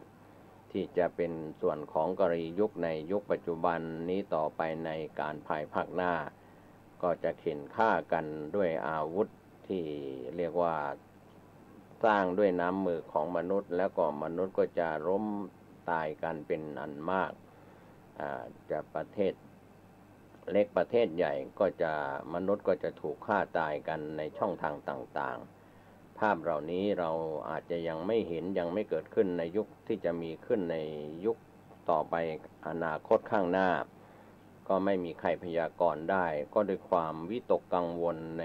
การติดตามข่าวสารของผู้นำประเทศนะครับที่ระดับเจรจากันเรียกว่าเจรจากันเข้าใจบ้างไม่เข้าใจบ้างมีการยื่นโนติสกันในเรื่องราวต่างๆมากมายนะครับระดับโลกทีเดียว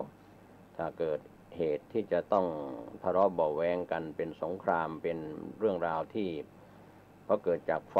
ยิ่งกว่าความร้อนที่เกิดขึ้นในช่วงเดือนเมษายนทุกๆปีก็จะร้อนจัดไม่ว่าจะเป็นต้นเดือนกลางเดือนปลายเดือนหรือต้นเดือนพฤษภาคมก็ตาม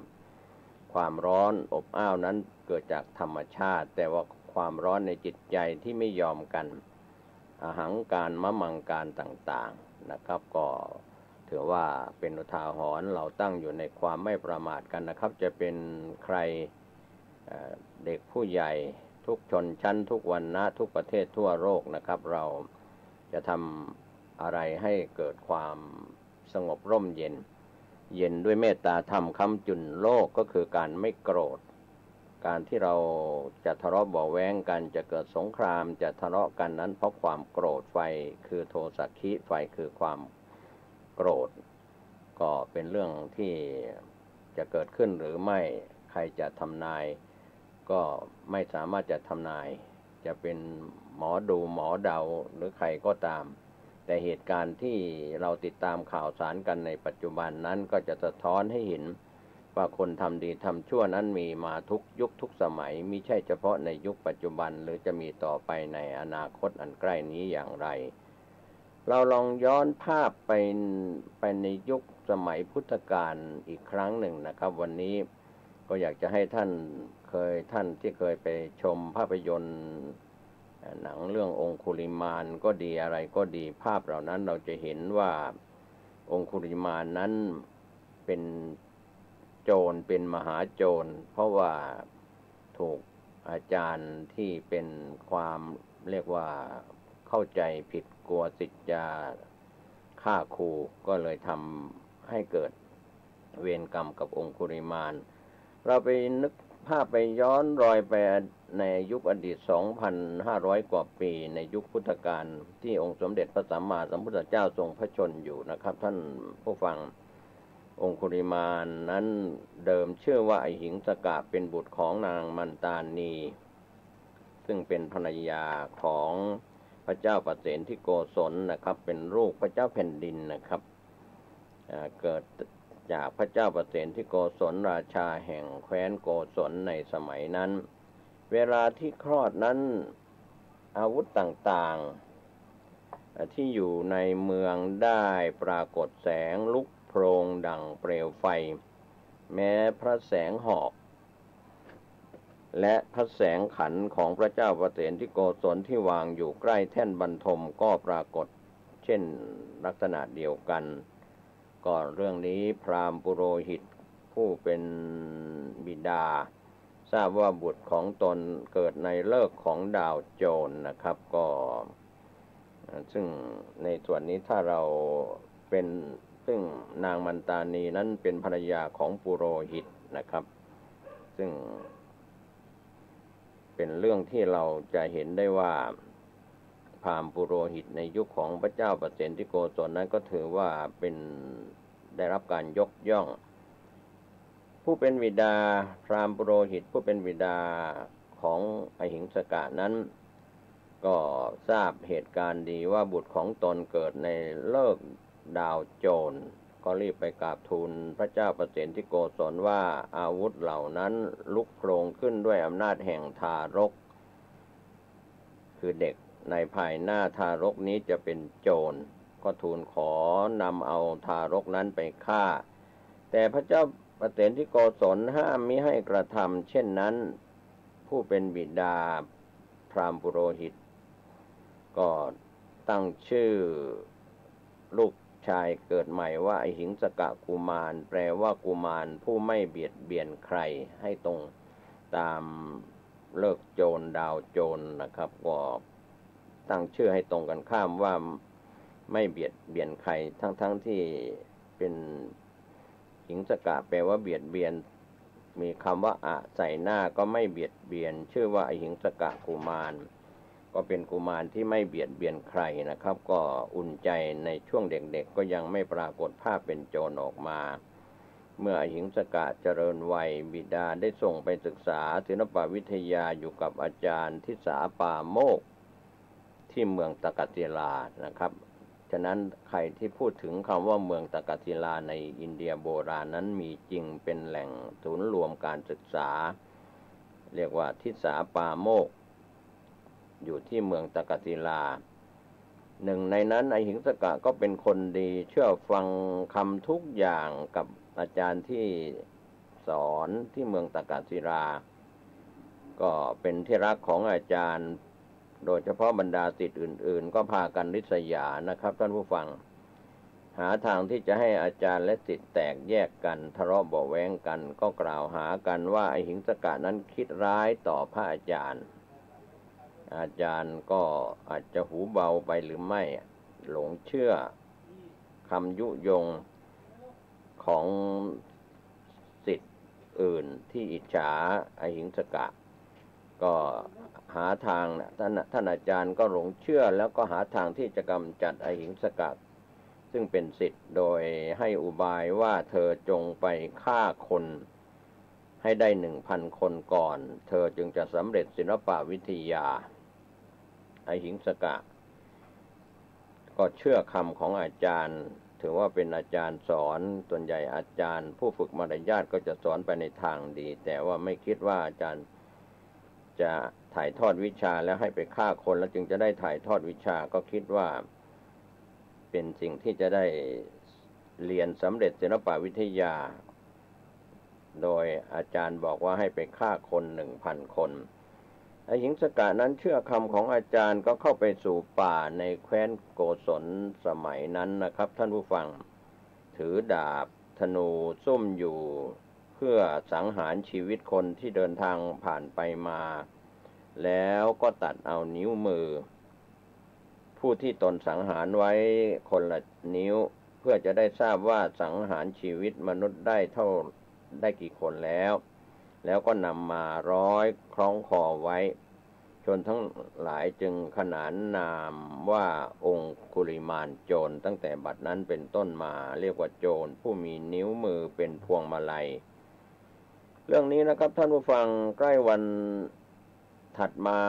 พระพุทธองค์ตรวจดูสัตว์โรคองคุลิมานก็เข้ามาในข่ายพยานของพระพุทธเจ้าทรงพระดำริว่าหากพระองค์เสด็จไปโปรดองคุลิมานก็จะได้ฟังธรรมแล้วจะได้ออกบวชจะได้บรรลุอภิญญาแต่ถ้าไม่เสด็จไปเธอก็จะสังหารชีวิตของมารดาผู้เป็นแม่แล้วก็จะไปสู่อเวจีมหานรกด้วยพระมหากรุณาธิคุณอันยิ่งใหญ่ของพระพุทธองค์เสด็จไปถึงก่อนที่องคุลิมานจะไปสังหารมารดาผู้เป็นแม่องคุลิมานโจรฟังพระธรรมที่ทรงแสดงก็ทิ้งอาวุธทั้งหมดแล้วก็มาลัยนิ้วมือลงในเหวลึกนะครับท่านผู้ฟังถวายบังคมลงแทบพระบาทของพระพุทธเจ้าทูลขอบรรพชาอุปสมบทพระพุทธองค์ประทานเอหิภิกขุ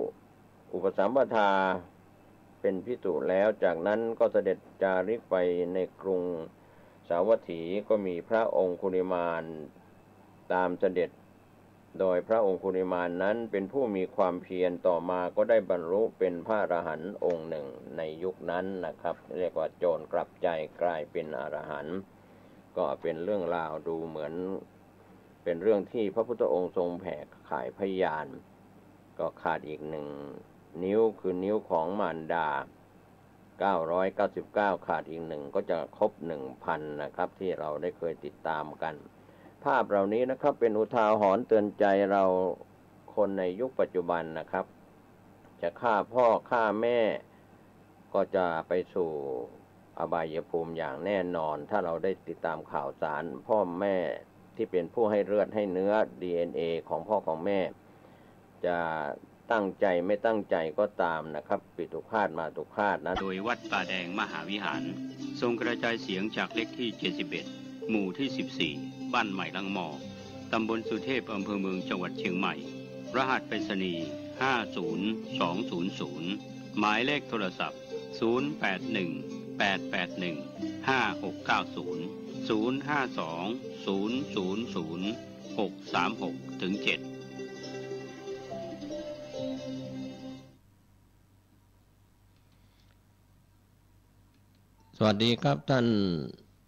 ผู้ชมและท่านผู้ฟังที่เคารพข่าวชาวบ้านเสียงธรรมเสียงข่าวผมเกษตรเพชรสำริดบรรณาธิการข่าวก้าวหน้านิวทีมข่าวทีมงานกับการทำหน้าที่สื่อสารมวลชนของพี่น้องสื่อมวลชนในพื้นที่เชียงใหม่ลำพูนภาคเหนือก็เป็นการรายงานข่าวประจำวันผ่านเครือข่ายวันนี้สถานีวิทยุบริการสาธารณะจังหวัดเชียงใหม่คลื่นพัฒนาคุณภาพชีวิต FM 92.25 เมกะเฮิรตซ์ก็มีอาจารย์พครูโคสิทธิ์ปริยัตยาพรเป็นผู้อำนวยการสถานีวันนี้ผู้ดำเนินรายการนั่งจัดสดที่ห้องส่ง FM 92.25 เมกะเฮิรตซ์เป็นแม่ข่ายลิงก์สัญญาณไปยังสถานีวิทยุพระพุทธศาสนาเพื่อการศึกษาและวัฒนธรรม FM 104.50 เมกะเฮิรตซ์ตั้งอยู่ที่วัดฝายหินตำบลสุเทพอำเภอเมืองเชียงใหม่จังหวัดเชียงใหม่ก็มีอาจารย์ประครูสมุวิศวัตรวรกิจโจเป็นผู้อำนวยการสถานีช่วงข่าวชาวบ้านก็ริงสัญญาณไปยังสถานีวิทยุชุมชนคนนาน้อยอำเภอนาน้อยจังหวัดน่าน FM 91.50 เมกะเฮิรตซ์เว็บไซต์ www.9hnanew.com www.faihin.org มีทั้ง YouTube เว็บไซต์ไลฟ์บล็อกนะครับก็แล้วก็ในภาคปกติที่เราได้แจ้งให้ท่านได้รับรู้รับทราบกันธรรมะก่อนข่าววันนี้ก็เป็นส่วนหนึ่งนะครับที่เราได้มีเรื่องของปัญหาหมอกควันเจือจางลงไปบ้างไฟป่าในแต่ละพื้นที่เจือจางกันไปบ้างเนื่องจากพายุฤดูร้อนเข้ามาถล่มทลายหลายพื้นที่นะครับทำให้เกิดความเสียหายก็เป็นเช่นนี้ทุกๆปีนะครับไม่ใช่เฉพาะปีใดปีหนึ่งก็ในส่วนของประชาชนในพื้นที่ต่างๆจะถูกพายุฤดูร้อนถล่มทลายมากน้อยแค่ไหนนั้นก็เป็นธรรมชาติเหตุการณ์เหล่านี้ไม่ใช่เกิดเฉพาะในประเทศไทยในจังหวัดใดจังหวัดหนึ่งเหตุเพศภัยเกิดทั่วโลกนะครับท่านผู้ฟังเรียกว่าภัยมหันตภัยอันยิ่งใหญ่จากดินน้ำลมไฟอากาศความร้อนต่างๆนะครับก็ขอให้ท่านเตรียมตัวเตรียมใจเป็นที่พึ่งของตนเองอย่าหวังพึ่งคนอื่นมากนักนะครับเพราะว่าชีวิตทุกชีวิตนั้นฝากไว้กับการดูแลตนเองตั้งแต่กินอยู่หลับนอนสะท้อนดวงใจอิริยาบถทั้ง4ยืนเดินนั่งนอนนะครับการที่เราคิดว่าคนอื่นเขาจะมาดูแลเราเขาจะมาช่วยเราจะมาเป็นที่พึ่งของเรานั้นเป็นการคิดผิดนะครับคำสอนในทางพุทธศาสนาแบ่งปันให้ท่านได้ผู้มีปัญญาบารมีได้คิดอยู่เสมอว่าอัตตาหิอัตโนนาโถตนเป็นที่พึ่งของตนนั่นแหละครับท่านผู้ฟังผู้มีสติปัญญาจะเรียนมากจะเรียนน้อยจะปฏิบัติมากปฏิบัติน้อยจะอายุมากอายุน้อยจะเป็นหญิงเป็นชายจะจบปริญญาไม่จบปริญญาทั้งในประเทศหรือต่างประเทศก็เป็นมนุษยชาติเหมือนกันเกิดแก่เจ็บตายเหมือนกันอย่าได้ไปดูถูกดูแคลนกันนะครับไม่ว่าจะเป็นเด็กไม่ว่าจะเป็นผู้ใหญ่จะเป็นหญิงเป็นชายจะเป็นบรรพชิตหรือคฤหัสถ์ก็ตามทั้งคนไทยและชาวต่างชาตินะครับถือว่าเป็นเพื่อนเกิดแก่เจ็บตายทุกชาติทุกศาสนา ไม่มีใครอยู่ค้ำฟ้าไม่มีใครใหญ่เกินกรรมนะครับแบ่งปันให้ท่านได้คิดพิจารณาเป็นธรรมะก่อนข่าววันนี้ข่าวแรกวันนี้เราไปรับรู้รับทราบเรื่องของพายุฝนฟ้าคะนองลูกเห็บตกที่ลำปางก็เกิดพายุฝนฟ้าคะนองลูกเห็บตกช่วงค่ำวันที่22เมษายนที่ผ่านมาโดยช่วงค่ำเกิดเหตุวาตภัยพายุลมกระโชกแรงฝนตกหนักมีลูกเห็บตกต้นไม้หักโค่นกีดขวางเส้นทางสัญจรในหลายพื้นที่ส่งผลให้บ้านเรือนราษฎรได้รับความเสียหายมีพื้นที่อำเภอเถินอำเภอเมืองลำปางสำนักงานป้องกันและบรรเทาสาธารณภัยจังหวัดลำปางก็สำรวจความเสียหายในเบื้องต้นมีพื้นที่อำเภอเมืองลำปางนั้นมีต้นไม้ป้ายโฆษณาเสาไฟฟ้าหักโค่นแล้วก็หม้อแปลงไฟระเบิดส่งผลให้หลังคาบ้านเรือนราษฎรได้รับความเสียหายหลายพื้นที่ในพื้นที่ตำบลต้นธงชัยต้นไม้หักโค่นตำบลหัวเวียงป้ายโฆษณาบริเวณใต้สะพานรัชดาล้มป้ายไวนิลข้างสะพานรัชดาฝั่งหลังจวนผู้ว่าราชการจังหวัดลำปางได้รับความเสียหายด้านหลังวัดพระแก้วดอนเต้าสุชาดารามป้ายไวนิลถูกลมพัดปลิวแล้วก็ตำบลต้นธงชัยมีเสาไฟฟ้าหักโค่นแล้วก็หม้อแปลงระเบิดที่อำเภอเถินบ้านเรือนราษฎรได้รับความเสียหาย5ตำบล12หมู่บ้านมีตำบลเถินบุรีบ้านป่าตาลหมู่2บ้าน2แควตะวันตกหมู่5บ้านวังหินหมู่6บ้าน2แควตะวันออกหมู่9บ้านดอนแก้วหมู่10บ้านท่าเมชัยหมู่ที่11นะครับก็พื้นที่ตำบลแม่วะบ้านน้ำดิบหมู่ที่3บ้านแม่วะสันบุญเรืองหมู่6บ้านแม่วะหลวงหมู่8บ้านแม่วะหลวงพื้นที่หมู่8นะครับถือว่าเป็นพื้นที่ของตำบลนาโป่งบ้านนาโป่งหมู่6พื้นที่ตำบลล้อมแรดบ้านเวียงหมู่2และพื้นที่ตำบลแม่ถอดนะครับอำเภอที่ได้รับผลกระทบดังกล่าวนะครับองค์กรปกครองส่วนท้องถิ่นก็ดีพ่อหลวงพ่อกำนันปภ.ลำปางออกไปช่วยเหลือสำรวจความเสียหายกันแล้วตั้งแต่วันเกิดเหตุ22เมษายนที่ผ่านมาช่วยเหลือในเบื้องต้นโดยนายทรงพลสวัสดิ์ธรรมผู้ว่าราชการจังหวัดลำปางก็ติดตามวาตภัยพายุฝนฟ้าคะนองลมกระโชกแรงในพื้นที่อำเภอต่างๆของลำปางประสานงานไปยังอำเภอหน่วยงานที่เกี่ยวข้องสำรวจความเสียหายและก็ให้การช่วยเหลือซ่อมแซมบ้านเรือนประชาชนสาธารณสถานที่ได้รับผลกระทบนะครับขอบคุณทีมข่าว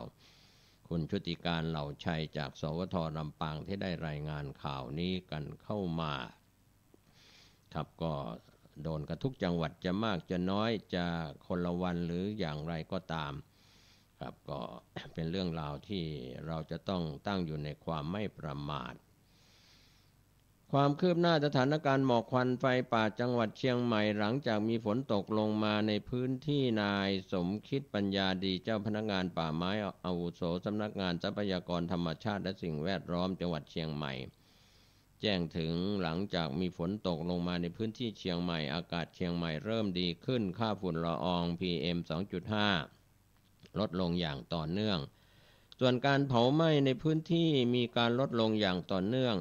อำเภอที่มีจุดความร้อนมากที่สุดก็ยังคงเป็นอำเภอเชียงดาวแม่แจ่มเสมิงพื้นที่เป็นป่าผัดใบป่าไผ่แล้วก็ป่าไม้สักมีสภาพเชื้อเพลิงที่หนาแน่นรวมถึงฝนที่ปีนี้มีมาช้ากว่าปกติดังนั้น22เมษายนที่ผ่านมาพบจุดความร้อน10จุดอยู่ในป่าอนุรักษ์อำเภออมก๋อย2จุดแม่แจ่มเสมิงอำเภอละ1จุดป่าสงวนแห่งชาติพื้นที่แม่แจ่ม2จุดเชียงดาวอมก๋อยแม่อ่อนอำเภอละ1จุดไม่มีการปกคลุมหมอกควันทำให้สามารถมองเห็นดอยสุเทพได้อย่างชัดเจนมาตรการเรื่องของการห้ามเผายังไม่สิ้นสุดนะครับ61วันห้ามเผาก็30เมษายนนี้ยังคงเป็นวันสุดท้ายของการห้ามเผาในป่าไม้เป็นอันขาดส่วนของพื้นที่การเกษตรต้องการที่จะต้องตกลงแต่ละอำเภอสำรวจพื้นที่จะต้องเผาช่วงห้ามเผา การบริหารจัดการเผาในพื้นที่จำเป็นจริงๆก็เป็นไปตามแผน9จังหวัดภาคเหนือตอนบนนะครับก็เผาไม่เผาก็ยังมีลักลอบเผากันอยู่แล้วในจุดฮอตสปอตต่างๆจะเกิดขึ้นจากธรรมชาติหรือจะเกิดขึ้นจากน้ำมือของคนเราก็เป็นอีกเรื่องหนึ่งครับเรื่องนี้ถือว่าเป็นปัญหาทุกปีเสียภาษีประชาชนของพี่น้องประชาชนงบประมาณแผ่นดินทุกปีปศุสัตว์จังหวัดน่านออกหน่วยบริการทำหมันสุนัขแมวฉีดวัคซีนโครงการสัตว์ปลอดโรคคนปลอดภัยจากโรคพิษสุนัขบ้าที่องค์การบริหารส่วนตำบลชัยสถานอำเภอเมืองน่านจังหวัดน่านสำนักงานปศุสัตว์จังหวัดน่านก็มีกลุ่มพัฒนาสุขภาพสัตว์สำนักงานปศุสัตว์อำเภอเมืองน่านร่วมกับองค์การบริหารส่วนตำบลชัยสถานโครงการร่วมมือรณรงค์ป้องกันโรคพิษสุนัขบ้าประจำปีนี้ก็เป็นโครงการสัตว์ปลอดโรคคนปลอดภัยจากโรคพิษสุนัขบ้าก็เป็นโครงการมีทุกจังหวัดทั่วประเทศก็ในเรื่องราวต่างๆนะครับที่เกิดขึ้นในพื้นที่โดยเฉพาะในเรื่องของผู้ว่าราชการจังหวัดลำพูนเผยผลกระทบพายุฤดูร้อนหนักที่สุดในรอบ50ปีเป็นบทเรียนให้ตระหนักและเฝ้าระวังก็สั่งการไปยังกำนันผู้ใหญ่บ้านประกาศข่าวเตือนภัยผ่านหอกระจายข่าวขอประชาชนติดตามกันอย่างใกล้ชิด23เมษายนเมื่อวานนี้ 11:00 น.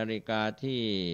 ศาลาประชาคมหมู่ที่7บ้านจักคำพิมุกตำบลต้นทงอำเภอเมืองลำพูนจังหวัดลำพูนนายอันสิทธิสัมพันธรัตน์ผู้ว่าราชการจังหวัดลำพูนพร้อมด้วยนางจินนารัตน์สัมพันธรัตน์นายกเหล่ากาชาติจังหวัดลำพูนหัวหน้าส่วนราชการฝ่ายทหารปกครองประชาชนจิตอาสาก็ไปให้กำลังใจมอบถุงยังชีพจัดกำลังพลซ่อมแซมบ้านเรือนราษฎรที่ได้รับความเสียหายจากพายุพัดหลังคาบ้านจักคำพิมุกเป็นหมู่บ้านที่ได้รับผลกระทบจากเหตุการณ์พายุฤดูร้อนฝนฟ้าคะนองและลมกระโชกแรงช่วงค่ำของวันที่21เมษายนที่ผ่านมาเสียหาย265หลังคาเรือนกระเบื้องถูกพัดแตกเสียหาย 13,000 แผ่นครอบ 2,000 ชิ้นสังกะสี205แผ่นก็เป็นอีกชุมชนหนึ่งที่ได้รับผลกระทบอย่างมากเหตุการณ์ครั้งนี้ชาวบ้านกล่าวเป็นเสียงเดียวกันว่าไม่เคยเห็นพายุที่สร้างความเสียหายมาเช่นนี้มากว่า50ปีแล้วนะครับนานแล้วไม่เคยเห็นนะครับรุนแรงโดยผู้ว่าราชการจังหวัดลำพูนก็ยังสำรวจความเสียหายอยู่ในระหว่างการสำรวจข้อมูลเพิ่มเติมเพื่อช่วยเหลือประชาชนที่ได้ประสบภัยจากพายุฤดูร้อนในครั้งนี้ในส่วนข่าวจากเชียงใหม่คณะแพทย์มช.จับมือภาคเอกชนในเรื่องของการเปิดโครงการดีๆโดยบรรยากาศเมื่อวานนี้คณะแพทยศาสตร์มช.ร่วมกับบริษัท GE Medicon ที่เต็มประเทศไทยก็ร่วมมือโครงการอัลตราซาวด์แบบพกพาเพื่อสนับสนุนการศึกษาหลักสูตรแพทย์ชั้นสูงเป็นแห่งแรกในประเทศไทยและก็ในภูมิภาคอาเซียนก็ในส่วนนี้ก็เป็นเรื่องราวที่ดีโดยศาสตราจารย์นายแพทย์มณกิจโลจนะพิวัตรคณบดีคณะแพทยศาสตร์มช.ชี้แจงนะครับก็เป็นเรื่องราวผลงานต่างๆของคณะแพทยศาสตร์มช.ในเรื่องของจังหวัดน่านนั้นจัดสภากาแฟสร้างความสัมพันธ์ทุกส่วนราชการในพื้นที่แล้วเป็นบรรยากาศเมื่อวานนี้23เมษายนที่สำนักงานสรรพากรพื้นที่น่านจัดงานสภากาแฟสร้างสัมพันธ์ส่วนราชการภาคเอกชนนโยบายของนายวรกิติศรีธิภากรผู้ว่าราชการจังหวัดน่านร่วมกับหน่วยงานของกระทรวงการคลังมีสำนักงานคลังจังหวัดน่านสำนักงานสรรพากรพื้นที่น่านสำนักงานสรรพากรพื้นที่ในส่วนของจังหวัดน่านแล้วก็ยังมีสำนักงานธนารักษ์พื้นที่น่านด่านศุลกากรทุ่งช้างธนาคารเพื่อการเกษตรและสหกรณ์การเกษตรธกส.ธนาคารออมสินธนาคารกรุงไทยจำกัดมหาชนธนาคารอาคารสงเคราะห์ธนาคารพัฒนาวิสาหกิจขนาดกลางขนาดย่อมแห่งประเทศไทย และสำนักงานคณะกรรมการกำกับและส่งเสริมการประกอบธุรกิจประกันภัยคปภ.จังหวัดน่านโดยเรื่องนี้ทางนายวรกิติศรีธิภากรผู้ว่าราชการจังหวัดน่านกล่าวตอนหนึ่งว่าทางจังหวัดน่านจัดทำน้ำอภิเษกประกอบพิธีเสกน้ำอภิเษกในพระราชพิธีบรมราชาภิเษกด้วยความสมพระเกียรติของจังหวัดน่านก็มีการจัดสภากาแฟเพื่อสร้างความสัมพันธ์อันดีในหน่วยงานของทางราชการและก็ภาคประชาชนที่จังหวัดน่านก็ในส่วนข่าวต่อเนื่องนะครับสถาบันวิจัยดาราศาสตร์แห่งชาติชี้แจงประเด็นพายุสุริยะจะพุ่งปะทะโลกใน48ชั่วโมงเป็นผลให้อุณหภูมิสูงขึ้นทั้งในไทยและก็ทั่วโลกดร.สรัญ โปสยจินดาผู้อำนวยการสถาบันวิจัยดาราศาสตร์แห่งชาติกล่าวถึงกระแสข่าวโลกโซเชียลว่าพายุสุริยะจะพุ่งปะทะโลกใน48ชั่วโมงเป็นผลให้อุณหภูมิสูงขึ้นทั้งไทยและก็ทั่วโลกนั้นกรณีดังกล่าวก็เป็นเพียงข่าวลวงไม่เป็นความจริงแต่อย่างใดพายุสุริยะไม่มีผลทำให้อุณหภูมิโลกสูงขึ้นเหตุที่โลกร้อนที่แท้จริงเกิดจากปรากฏการณ์เอลนีโญกรณีการปลดปล่อยมวลของดวงอาทิตย์กลุ่มมวลที่ถูกปลดปล่อยออกมาจะอยู่ในรูปพลาสมานะครับหรือสถานะอะตอมของธาตุอยู่ในสภาพเป็นไอออนเป็นประจุไฟฟ้าพลังงานสูงหากมีการระเบิดรุนแรงจนทำให้กลุ่มพลาสมาเหล่านี้มีความเร็วในการเคลื่อนที่สูงมากเราเรียกกลุ่มพลาสมาเหล่านี้ว่าพายุสุริยะก็จะเป็นการปลดปล่อยมวลทำให้เกิดพายุสุริยะมีความสัมพันธ์วัฏจักรของดวงอาทิตย์วงจรนี้จะมีประมาณ11ปีอายุในส่วนดวงอาทิตย์นั้นก็มีจุดบนดวงอาทิตย์จำนวนมากสนามแม่เหล็กบริเวณดังกล่าวก็เกิดความปั่นป่วนมีการสะสมพลังงานมากขึ้นจนถึงจุดวิกฤตทำให้เส้นแรงแม่เหล็กที่ปิดพันกันเป็นเกลียวขาดออกจากกันแล้วก็เกิดการปลดปล่อยมวลออกสู่อวกาศในทุกทิศทุกทางความเร็วแล้วก็ความรุนแรงของกลุ่มประจุไฟฟ้าพลังงานสูงจะมีเพิ่มมากขึ้นพร้อมด้วยความรุนแรงในการระเบิดหรือว่าการปลดปล่อยมวลของดวงอาทิตย์แต่ในส่วนของพายุสุริยะนั้นไม่สามารถทำอันตรายแก่สิ่งที่มีชีวิตและสิ่งปลูกสร้างบนโลกใบนี้ได้ไม่ได้ส่งผลกระทบต่ออุณหภูมิหรือเกิดอันตรายต่อโลกมีผลกระทบเพียงระบบอุปกรณ์อิเล็กทรอนิกส์และก็ระบบสื่อสาร GPS เทคโนโลยีดาวเทียมบ้างเล็กน้อยเท่านั้นนะครับนอกจากโลกของเรามีสนามแม่เหล็กเป็นเกราะป้องกันแล้วเมื่อประจุไฟฟ้าพลังงานสูงและพลาสมานั้นเดินทางมาถึงโลกก็จะเคลื่อนตัวไปในแนวเส้นแรงของสนามแม่เหล็กโลกแล้วพุ่งไปยังชั้นบรรยากาศของโลกอนุภาคเหล่านี้จะชนกับอะตอมของแก๊สในชั้นบรรยากาศเกิดการแตกตัวแล้วก็เปล่งแสงสีสันสวยงามให้เห็นเรียกว่าแสงออโรรานะครับหรือแสงเหนือถึงใต้ที่เรารู้จักกันนั่นเองนะครับก็เป็นข้อชี้แจงจากอาจารย์สรัญ โปสยจินดาผู้อำนวยการสถาบันดาราศาสตร์แห่งชาติชี้แจงนะครับก็ถือว่าข่าวโซเชียลนั้นอย่าไว้ใจทางอย่าเชื่อถือมากนักเป็นเพียงข่าวลวงท่านก็ออกมาชี้แจงไปแล้วก็ทำความเข้าใจกันตามหลักของนักดาราศาสตร์นะครับก็ถือว่าข่าวลวงทางโซเชียลมีเดียนั้นเป็นเรื่องที่เป็นดาบสองคมฟังหูไว้หูเชื่อบ้างไม่เชื่อบ้างเพราะว่าตรวจสอบได้ยากการส่งต่อก็เป็นอันตรายผิดกฎหมายพรบคอมพิวเตอร์ด้วยต้องระมัดระวังการที่เราคิดว่าใช่แต่ไม่ใช่คิดว่าเป็นของจริงกลายเป็นของข่าวลวงผู้บัญชาการมณฑลทหารบกที่33ลงพื้นที่ติดตามให้การช่วยเหลือวาตภัยพื้นที่อำเภอหางดงเชียงใหม่ที่วัดโพธิพิชิตตำบลหนองควายอำเภอหางดงจังหวัดเชียงใหม่เมื่อวานนี้23เมษายนพลตรีสืบสกุลบัวระวงผู้บัญชาการมณฑลทหารบกที่33ลงพื้นที่ให้กำลังใจประชาชนประสบวาตภัยในพื้นที่บ้านหนองควายตำบลหนองควายอำเภอหางดงได้รับผลกระทบกว่า100 ครัวเรือนมอบถุงยางชีพ50ถุง ติดตามการช่วยเหลือการซ่อมแซมบ้านเรือนของพี่น้องประชาชนและตรวจเยี่ยมการทำงานของกำนันพลขออภัยตรวจเยี่ยมการดำเนินงานของกำลังพลทหารนะครับชุดแพทย์เดินเท้าโรงครัวพระราชทานได้มาเปิดให้บริการแจกจ่ายข้าวกล่องตั้งแต่21 เมษายนที่ผ่านมาการช่วยเหลือพี่น้องประชาชนที่ได้รับผลกระทบจากพายุฝนฟ้าคะนองลมกระโชกแรงก็ทำให้พี่น้องประชาชนส่วนใหญ่ได้รับการช่วยเหลือก็ดีขึ้นโดยทางมณฑลทหารบกที่33ก็จัดกำลังพลเข้าไปช่วยเหลือกว่า140นายกระจายไปทุกอำเภอที่ได้รับผลกระทบจากพายุฝนฟ้าคะนองแล้วก็ลมกระโชกแรงของเชียงใหม่ก็ขอบคุณทีมข่าวคุณพิมลการเดชชัยจากสวท.เชียงใหม่นะครับที่ได้รายงานข่าวนี้กันเข้ามาส่วนสำนักงานพัฒนาฝีมือแรงงานพะเยาจับมือไฟฟ้าภูมิภาคพะเยาปั้น1ตำบล1ช่างไฟฟ้าเป็นรุ่นที่3โดยนายยุทธชัยจงไพศาลศิลป์ผู้จัดการการไฟฟ้าส่วนภูมิภาคพะเยาร่วมกับนายเสริมสกุลพจนาการุณผู้อำนวยการสำนักงานพัฒนาฝีมือแรงงานพะเยาพัฒนายกระดับฝีมือแรงงานสาขาช่างเดินสายไฟฟ้าภายในอาคาร18ชั่วโมงตามโครงการ1ตำบล1ช่างไฟฟ้าเป็นรุ่นที่3ระหว่างวันที่22ถึง24เมษายนช่างไฟฟ้าในชุมชนต่างๆจำนวน20คนที่ห้องฝึกอบรมสำนักงานพัฒนาฝีมือแรงงานพะเยาตำบลแม่กาอำเภอเมืองพะเยาจังหวัดพะเยาแล้วนะครับก็เป็นเรื่องราวที่ดีที่เกิดขึ้น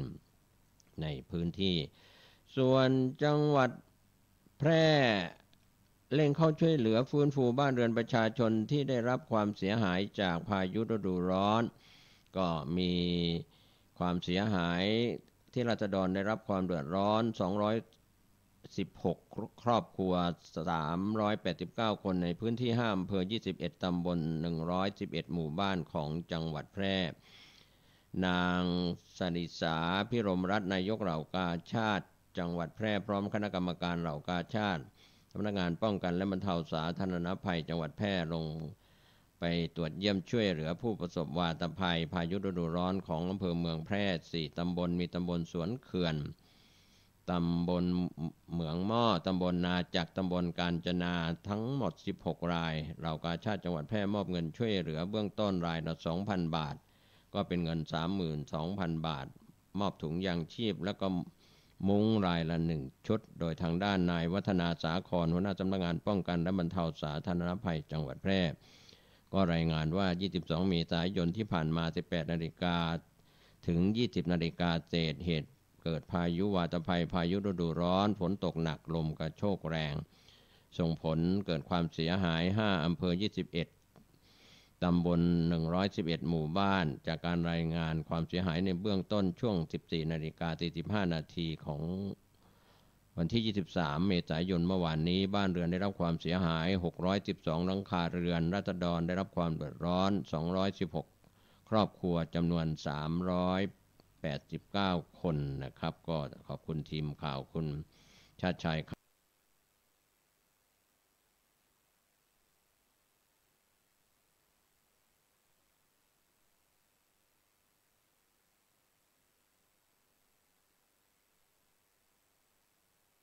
มาจากสวท.แพร่ที่ได้รายงานข่าวนี้กันเข้ามา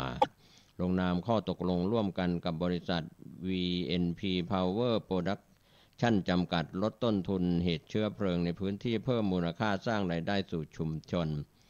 ก็เป็นส่วนที่ผลิตภัณฑ์อากาศสะอาดนะครับนำโครงการนี้ถือว่าลงนามร่วมกันระหว่างนางสาวชนเขตบุญญขันธ์ประธานหอการค้าจังหวัดแม่ฮ่องสอนร่วมกับ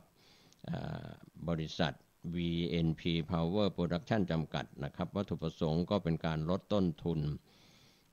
เรียกว่าต้นเหตุของเชื้อเพลิงนะครับให้ลดน้อยลงนะครับนำมาทำสิ่งที่เป็นเรื่องของปุ๋ยหรือเรื่องการลดปริมาณเชื้อเพลิงที่แม่ฮ่องสอนส่วนจังหวัดเชียงรายแก้ปัญหาหมอกควันไฟป่าตามสถานการณ์ก็หลังจากที่มีฝนตกลงมาบ้างนะครับยังคงเดินหน้าในการดับไฟป่าโดยเฉพาะดอยจระเข้อำเภอแม่จันทร์เชียงรายไฟ ไฟเกิดไฟป่าแล้วกว่า 1,000 ไร่ชุดเจ้าหน้าที่ดับไฟอาสาสมัครฝ่ายปกครองทหารตำรวจจนถึงชาวบ้านและจิตอาสาก็ร่วมกันดับไฟ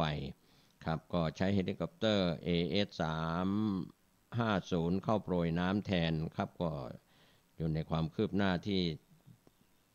ดำเนินการในพื้นที่การดับไฟป่าของจังหวัดเชียงรายนะครับก็เป็นส่วนหนึ่ง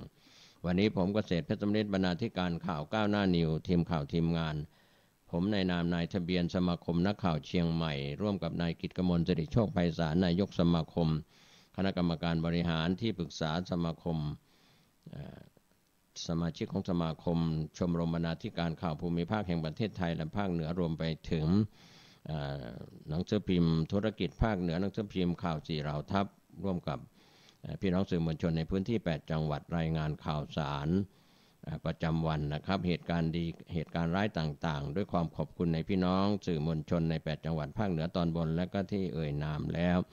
กับพี่น้องสื่อมวลชนทุกแขนงสาขาในพื้นที่นะครับทุกแขนงสาขาก็หมายความว่าไม่ว่าจะเป็นหนังสือพิมพ์ทีวีวิทยุแล้วก็สื่อออนไลน์ขอบคุณเครือข่ายวันนี้ FM 92.25 เมกะเฮิรตซ์ของวัดป่าแดงมหาวิหารตำบลสุเทพอำเภอเมืองเชียงใหม่จังหวัดเชียงใหม่เป็นแม่ข่ายลิงก์สัญญาณไปยัง 104.50 เมกะเฮิรตซ์สถานีวิทยุพระพุทธศาสนาวัดฝายหินตำบลสุเทพอำเภอเมืองเชียงใหม่จังหวัดเชียงใหม่และก็ FM 91.50 เมกะเฮิรตซ์วิทยุชุมชนคนนาน้อยอำเภอนาน้อยจังหวัดน่านก็เป็นส่วนที่เราเย็นกายกันมาบ้างหลังจากฝนตกลงมาบางส่วนหมอกควันเจือจางไปขอทุกคนทุกท่านเดินทางขึ้นเหนือร่องใต้ด้วยความปลอดภัยในการขับรถและก็ในการดูแลสุขภาพของคนใกล้ชิดส่วนตัวและครอบครัวท่านสวัสดีครับ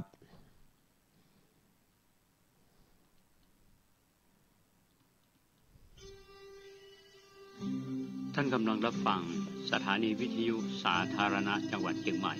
คลื่นพัฒนาคุณภาพชีวิต FM 92.25 เมกะเฮิรตซ์บริหารและจัดการโดยวัดป่าแดงมหาวิหารทรงกระจายเสียงจากเลขที่71หมู่ที่14บ้านใหม่ลังมอตำบลสุเทพอำเภอเมืองจังหวัดเชียงใหม่รหัสไปรษณีย์50200หมายเลขโทรศัพท์081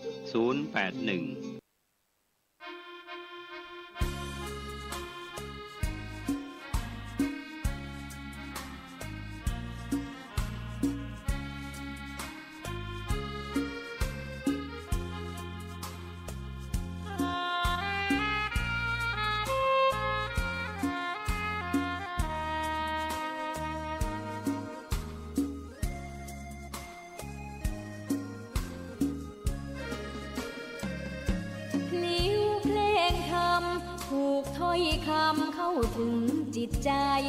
ฟังรายการวิทยุเสียงใสส่งถึงใจไปสู่ปลายนาสารธรรมน้อมนำมองพระศาสดาบอกผู้คนทั่วลาหันมาเข้าวัดฟังธรรมคลื่นเสียงนี้เป็นคลื่นธรรมะจากใจส่งถึงบ้านไกลบ้านไกลฟังได้สุขใจล้ำยามดึกดื่นค่ำคืนมีงานต้องทำเป็นคลื่นสารธรรมเน้นย้ำธรรมะเพื่อนใจเสียงคลื่นธรรมบอกหลักธรรมให้คลายความเหงาฟังเสียงธรรมะเบาเบาบอกเล่าถึงคนบ้านไกลสื่อธรรมะบอกลดละระหว่างด้วยใจท่านกำลังติดตามรับฟังสถานีวิทยุกระจายเสียงพระพุทธศาสนาแห่งชาติและสังคมคลื่นเพื่อการศึกษาพระพุทธศาสนาและวัฒนธรรมระบบ FM 104.5 เมกะเฮิรตซ์รายการต่อไปเป็นรายการเสียงธรรมจากสามเณรดำเนินรายการโดยสามเณรสมพงษ์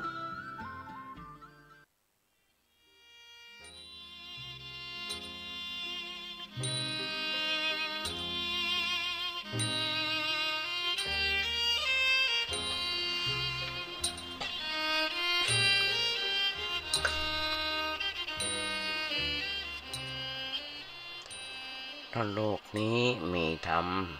ประจำที่เมื่อทำดีจะไม่ดีมีที่ไหนมีสุขบ้างทุกข์บ้างช่างประไลเป็นวิสัยของมนุษย์ปุถุชนขอกราบไหว้สาครูบาอาจารย์ทุกท่านขอเจริญพรศรัทธาญาติโยมผู้ใฝ่ในศีลในธรรมทั้งหลายมาแล้วรายการเสียงธรรมแจกนิดน้อยสั่งเหลือจากวัดประแดงทั้งนี้โดยการนำของท่านพระครูโหสิทธิปริยัติยาภรณ์เจ้าวัดประแดงเจ้าคณะตำบลสุเทพเขต 1เป็นประจำทุกวันพุธจาก 10 โมงจนถึง 11 โมงดำเนินในการโดยอาจารย์มาภาพสัมมานินสมพงษ์จากวัดประแดงนั่งจัดรายการอยู่ที่วัดประแดงส่งเสียงมายังสถานีวิทยุ FM 104.5 ของวัดไร่หินซึ่งทางวัดไร่หินก็ได้ให้ความเมตตาจากท่านพระครูปริยัติยานุศาสตร์เจ้าวัดไร่หินรองเจ้าคณะอำเภอเมืองจังหวัดเชียงใหม่โดยที่มีท่านพระครูสมุวิสุวัตรวรกิจโจเป็นนายสถานีในความเมตตากรุณามาภาพได้ฝึกได้หัดในการน้อมนำมาน้อมทำคำสอนองค์พระสัมมาสัมพุทธเจ้ามามาจากศรัทธาญาติโยมทั้งหลายได้ฟังกันอย่างนี้เป็นประจำมีข้อแม้ถ้าทางวัดไร่หินมันมีการได้ทอดสดเขาก็จะได้พบปะกันแบบนี้เป็นประจำเพราะฉะนั้นญาติโยมทั้งหลายบัณฑิตนักปราชญ์ผู้รู้บาอาจารย์ฟังแล้วติได้เตือนได้ในน้อยตัวนี้จะรับคำติชมจากครูบาอาจารย์จากศรัทธาญาติโยมหลายผู้หลายท่านด้วยกันยุคนี้สมัยนี้อย่างที่ผมบอกมีบัณฑิตนักปราชญ์นักบางทีธรรมภาพเองได้ผิดไปถูกไปก็ได้รับคำติชมได้ก็จะไปนึกอื่นไกลว่าเน้นน้อยตัวนี้เป็นผู้รู้ไม่ใช่นึกแค่ว่าเน้นน้อยตัวนี้เป็นลูกเป็นหลานกำลังฝึกกำลังหัดในการน้อมนำเอาธรรมะมามาจากญาติโยมทั้งหลายได้ฟังกันคนเราญาติโยมทั้งหลายสี่ตีนยังหูพลาดนักปราชญ์ยังหูพลั้งมีอย่างก็มาอย่างนั้นตัวที่หูบางทีความหูของธรรมภาพเองอาจจะผิดพลาดไปบ่ถูกแปลบาลีบ่ถูกก็ขอเมตตาจากครูบาอาจารย์และศรัทธาญาติโยมทั้งหลายเอิ้นกันเข้ามาได้รายการนี้ญาติโยมทั้งหลายใกล้ๆเตียงก็เปิดวิทยุฟังไปมายุคนี้สมัยนี้สะดวกสบายญาติโยมทั้งหลายมีทั้งวิทยุเป็นเครื่องเปิดฟังได้ทั้งโทรศัพท์ก็เปิดฟังได้เข้าไปใน YouTube กาMessenger การไลน์กา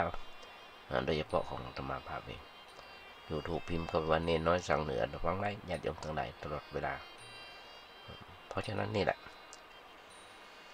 ครูบาอาจารย์เพิ่นบอก อยู่วัดจะไปอยู่บ่ได้มันไหว้พระสวดโยโกห้องแล้วก็นำทำคำสอนมามาจากศรัทธาญาติโยมฟังพ้องซึ่งธรรมภาพก็ได้ทำตามที่ครูบาอาจารย์เพิ่นสอนเสมอ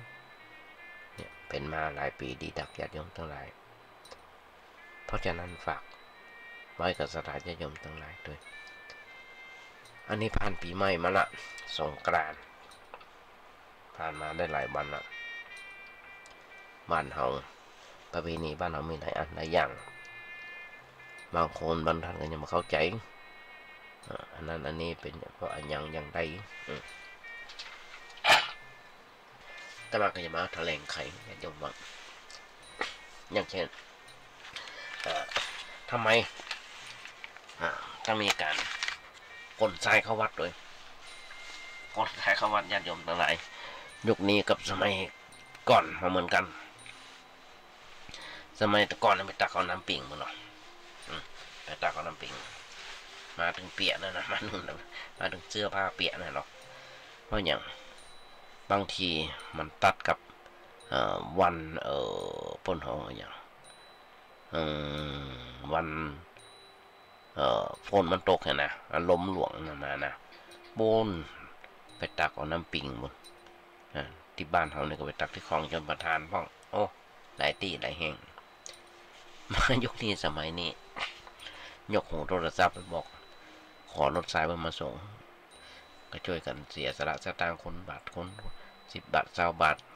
ก็ได้สายมากล่องละแจ้งมาก็มาช่วยกันพูดจาแล้วก็ตานจะดีใส่ก็ขอโอ้สักหน่อยในเรื่องของประเพณีของการก่อจีดีไซน์บางทีบางแห่งเพิ่นก่อเพิ่นแข่งกันประเพณีการก่อจีดีไซน์ในเทศกาลของวันสงกรานต์เป็นสิ่งที่หมู่เฮานาของเฮาเรื่องประเทศไทยพุทธของเฮาปฏิบัติสืบกันมาเป็นเวลาหลายปีก็คงมาจ้าไปที่มาโอ้ญาติโยมฟังมันบางคนบอกเดียวมันมาเมินสมัยครั้งพุทธกาลนะและเป็นประเพณีที่เกี่ยวข้องกับความเชื่อทางด้านพุทธศาสนาโดยตรงเนี่ยญาติโยมทั้งหลายประเพณีการก่อเจดีย์ทรายญาติโยมทั้งหลายในสมัยในเทศกาลสงกรานต์นั้นเป็นสิ่งที่ชาวไทยพุทธปฏิบัติสืบเนื่องกันมาเป็นบรรดาจ้านั้นหลายปีดีดักละก็ถึงบอกตั้งแต่สมัยพุทธกาลโดยการก่อเจดีย์ทรายถือเป็นประเพณีที่เกี่ยวข้องกับความเชื่อในทางพุทธศาสนาโดยตรงโดยเหตุที่ว่าเมื่อเขาเข้าวัดทำบุญสุนทานประกอบกิจกรรมต่างๆภายในวัดเมื่อเตียวปิกบ้านออกจากวัดมาเศษดินเศษหินต่างๆที่มันติดมันเกาะตามรองเท้าพระพ่อมันติดออกมาด้วยซึ่งตามความเชื่อเดิมของเจ้าพุทธเราจะถือว่าสิ่งก่อสร้างทุกอย่างภายในวัดไม่ว่าจะเป็นโบสถ์วิหารศาลาการประเรียนอันยังต่างๆก็จะแม้กระทั่งก้อนหินก้อนดินก้อนทรายต้นไม้ทุกอย่างญาติโยมได้ถวายไว้เป็นสมบัติของพระพุทธศาสนาแล้วเพราะฉะนั้นเมื่อเราเอาสิ่งใดออกจากวัดโดยพระการคือบ่ได้รับอนุญาตจากเจ้าวัดแล้วถือว่าเป็นการละเมิดศีลข้อที่2ศีลข้อที่2ที่ละเมิดศีลนั่นคือข้อ2อธินาทนาเวรมณีเว้นจากในสิ่งของที่เจ้าของเขาไม่ได้คนโบราณก็เลยหาวิธีการแก้ปัญหานี้โดยการที่มีประเพณีการขนทรายเข้าวัดเพราะเป็นการใจหนี้คืนสงฆ์และก่อเจดีย์ทรายเพื่อถวายเป็นพุทธบูชากับองค์พระสัมมาสัมพุทธเจ้าในการก่อเจดีย์ทรายหลายที่หลายแห่งจะมีการประดับประดาตกแต่งด้วยดอกไม้และธงสีต่างๆเพื่อความสวยงามแต่ละคนจะสร้างสรรค์แต่จิตของคนแต่ละคนที่จะสร้างสรรค์ขึ้นมาบางคนเอาดอกตะล่ำพ่องบางคนเอาดอกดาวเรืองพ่องดอกคำพูจูนะซึ่งในพระสุตตันตปิฎกทุกนิกายเถรคถาตอนอัตถกถาเถรคถาได้อู้ถึงอานิสงส์ของการก่อเจดีย์ทรายไว้ว่าในการสมัยของโลกซึ่งตอนนั้นว่างจากองค์พระสัมมาสัมพุทธเจ้าพระวสภะเถระได้เกิดในตระกูลพราหมณ์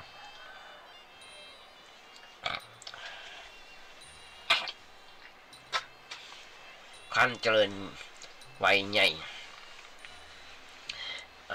ขึ้นเป็นผู้ที่มีอัธยาศัยในเนคขมมะละการครองเฮือนออกบทเป็นพระดาบทและไปสร้างอาสมอยู่บนภูเขาอยู่บนดอย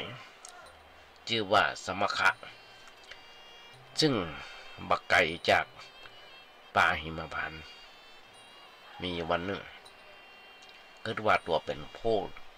หาคนมาบูชาบ่ได้ เป็นผู้มีความทุกข์ในโลกคิดได้อย่างนี้คิดได้อย่างนี้แล้วก็เนรมิตพระสถูปทรายก็คือจะดีไซน์เนี่ยการกระทำบูชา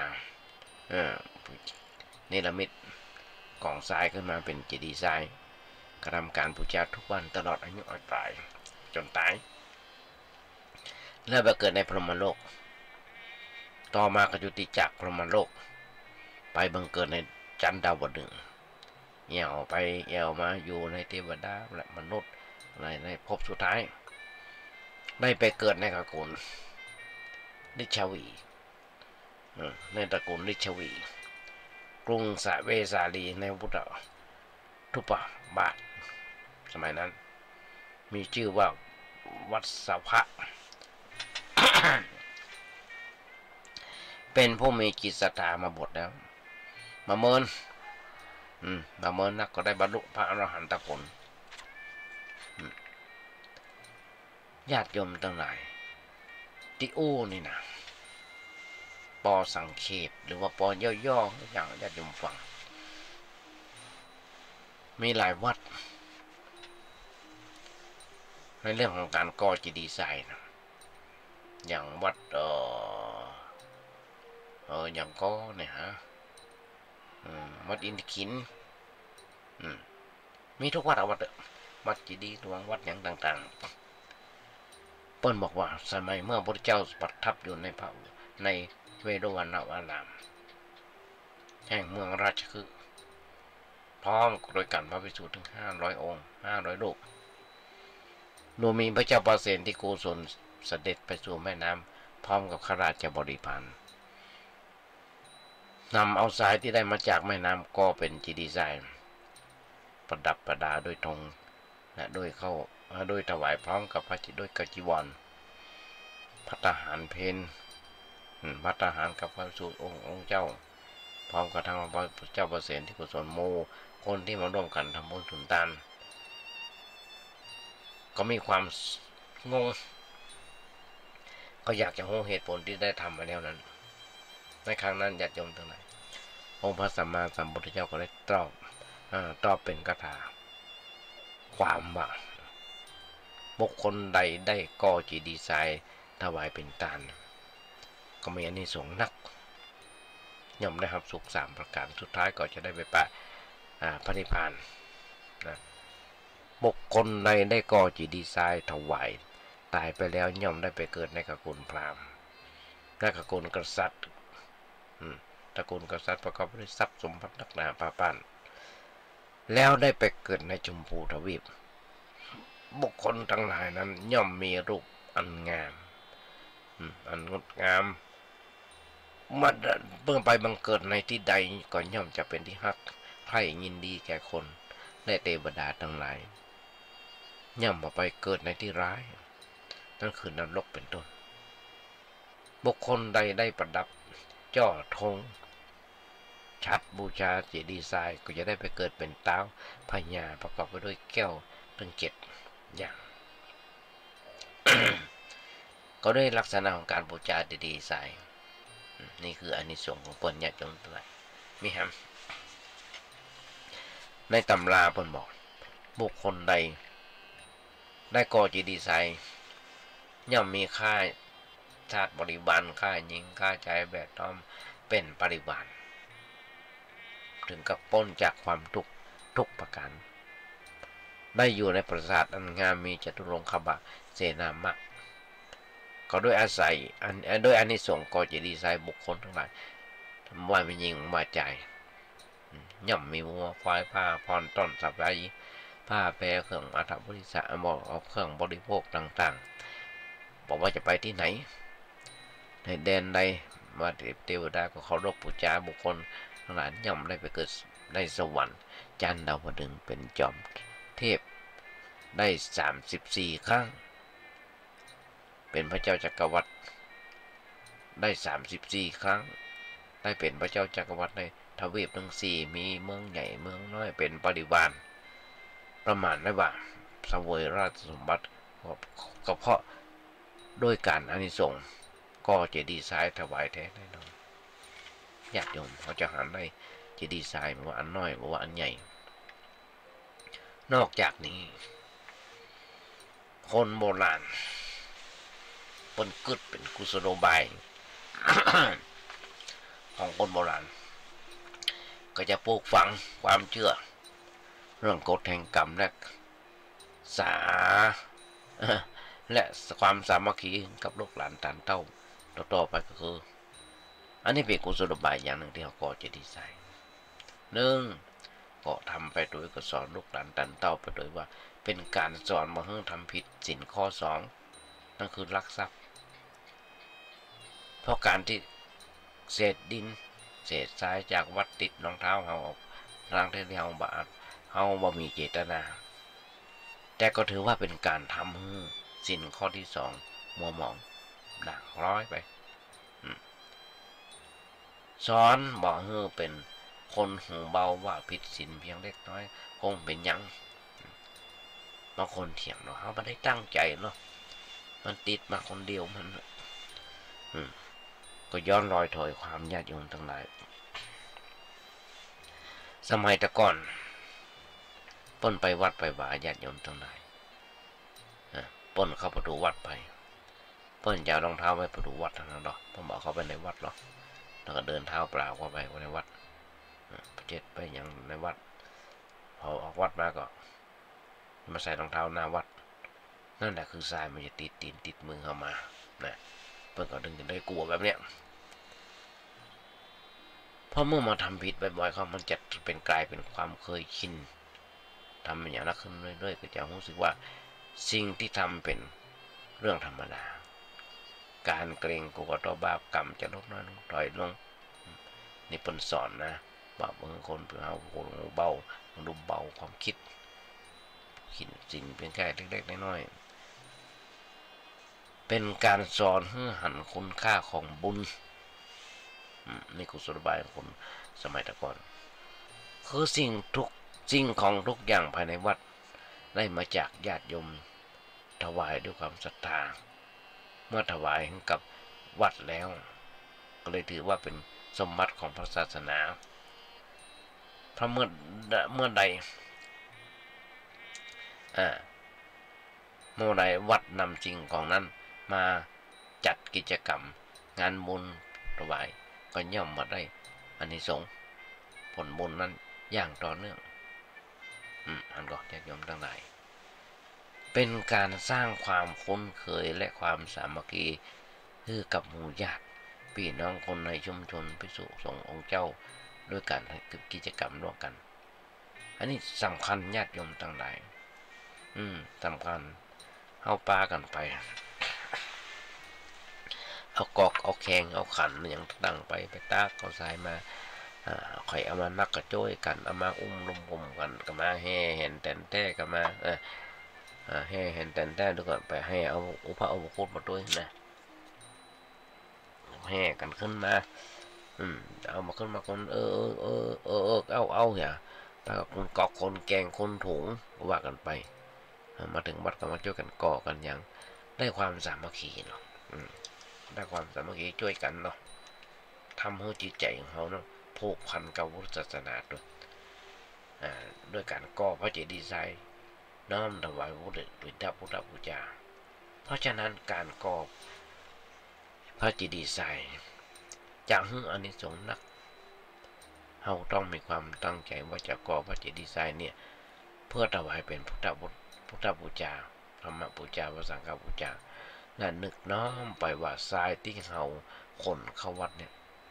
ยังสามารถนำไปใช้ประโยชน์ในงานของพระศาสนาได้ต่อไปแถมซ้ำยังเป็นการชำระหนี้สงฆ์ด้วยท่านก็ญาติโยมทั้งหลายอาตมาบอกอาตมาจะเขียนป้ายติดหน้าวัด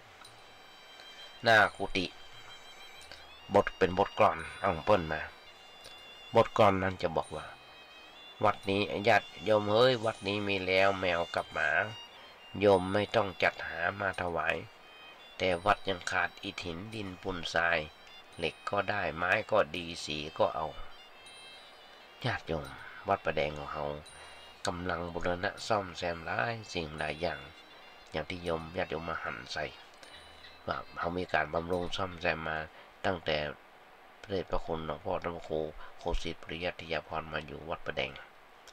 ตั้งแต่พศ2542จนถึงวันนี้ก็เกือบจะ20 ปีแล้วทางก็ญาติโยมทั้งหลายอันยังที่มันบดีก็เปลี่ยนแปลงปรับปรุงซ่อมแซมเสริมแต่งใหม่ที่มันมีก็แปลงใหม่ที่มันมีแล้วก็ซ่อมแซมกันไปจะหันได้ก็อย่างที่จะมาประกาศให้ญาติโยมฟังหลายวันที่ผ่านมาหลายเดือนที่ผ่านมาทางวัดของเราจะมีการซ่อมแซมบันไดหน้ากำลังประชุมกันว่าจะแปลงใหม่เลยก็ว่าจะซ่อมแซมเนี่ยญาติโยมทั้งหลายเพราะฉะนั้นจะมีทำหลายอันหลายอย่างแล้วก็ต้องการทรายต้องการหินอย่างต่างๆญาติโยมมาทำบุญถวายได้ติดต่อไปยังพระครูเจ้าวัดได้เลยญาติโยมทั้งหลายเนี่ยมันจะบังเกิดความทุกข์มีแต่จะเกิดแต่สิ่งที่ดีๆกับขึ้นกับตัวเราญาติโยมมันเป็นไปตามสภาพอย่างที่บอกคนเราอย่าวนเวียนว่ายอยู่กับความทุกข์มันเป็นในตัวของเขาซึ่งสะสมซ่อมแซมมีแต่เป็นแหล่งของความทุกข์ที่อย่างนี้นะมันเป็นแบบนั้นจริงๆญาติโยมทั้งหลายเป็นแบบนั้นจริงๆลองเกิดว่า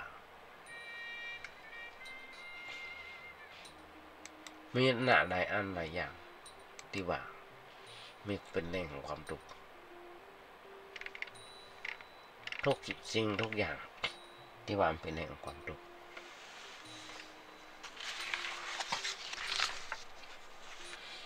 พระพุทธเจ้าในทางธรรมคนเราอยู่ในโลกมันมีทั้งแดดทั้งฝนจมบางทีบางแห่งฝนตกบางทีบางแห่งก็ร้อนอย่างปีเนี้ยในเชียงใหม่ของเราญาติโยมแต่หลายฝุ่นไฟเผาอย่างต่างๆทำให้สุขภาพแย่กันไปเป็นตามๆกันกระเพาะมือน้ำมือมนุษย์ทั้งนั้นก็นั่นแหละในโลกมนุษย์เราอยู่ในโลกมันก็จะต้องปะดึงแดดดึงฝน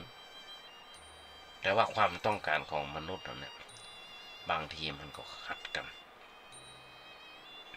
บางทีฝนตกก็บ่ชอบแดดออกก็บ่ชอบลมแห้งน้ำไปก็บ่ชอบอย่างอีกบอกใครจะมีใครเป็นที่ชอบใจอย่างในโลกนี้ก็บอกเขาจะเป็นที่ชอบอย่างในโลกที่เหมือนใจเราไปยังเป็นไปได้ทุกอย่างเป็นไปไม่ได้สิ่งตึงมันเป็นไปตามอำนาจของธรรมชาติเราก็ต้องปลูกความรู้สึกในใจให้เกิดความพอดีกับสิ่งเหล่านั้นก็คือสิ่งรู้สึกรู้สึกในใจให้เกิดความพอดีกับสิ่งเหล่านั้นคือรู้สึกพอใจแล้วก็สบายแต่ถ้าบอกรู้สึกพอใจในเรื่องอะไรอย่างต่างๆก็เกิดความทุกข์ความเดือดร้อนในชีวิตประจำวัน ถ้ามาถึงบอกญาติโยมทั้งหลายทุกวันแต่ว่าได้ว่าคนเฮารู้จักอาบน้ำชำระล้างร่างกายวันละหลายครั้งเพื่อกำจัดสิ่งสกปรกโสโครก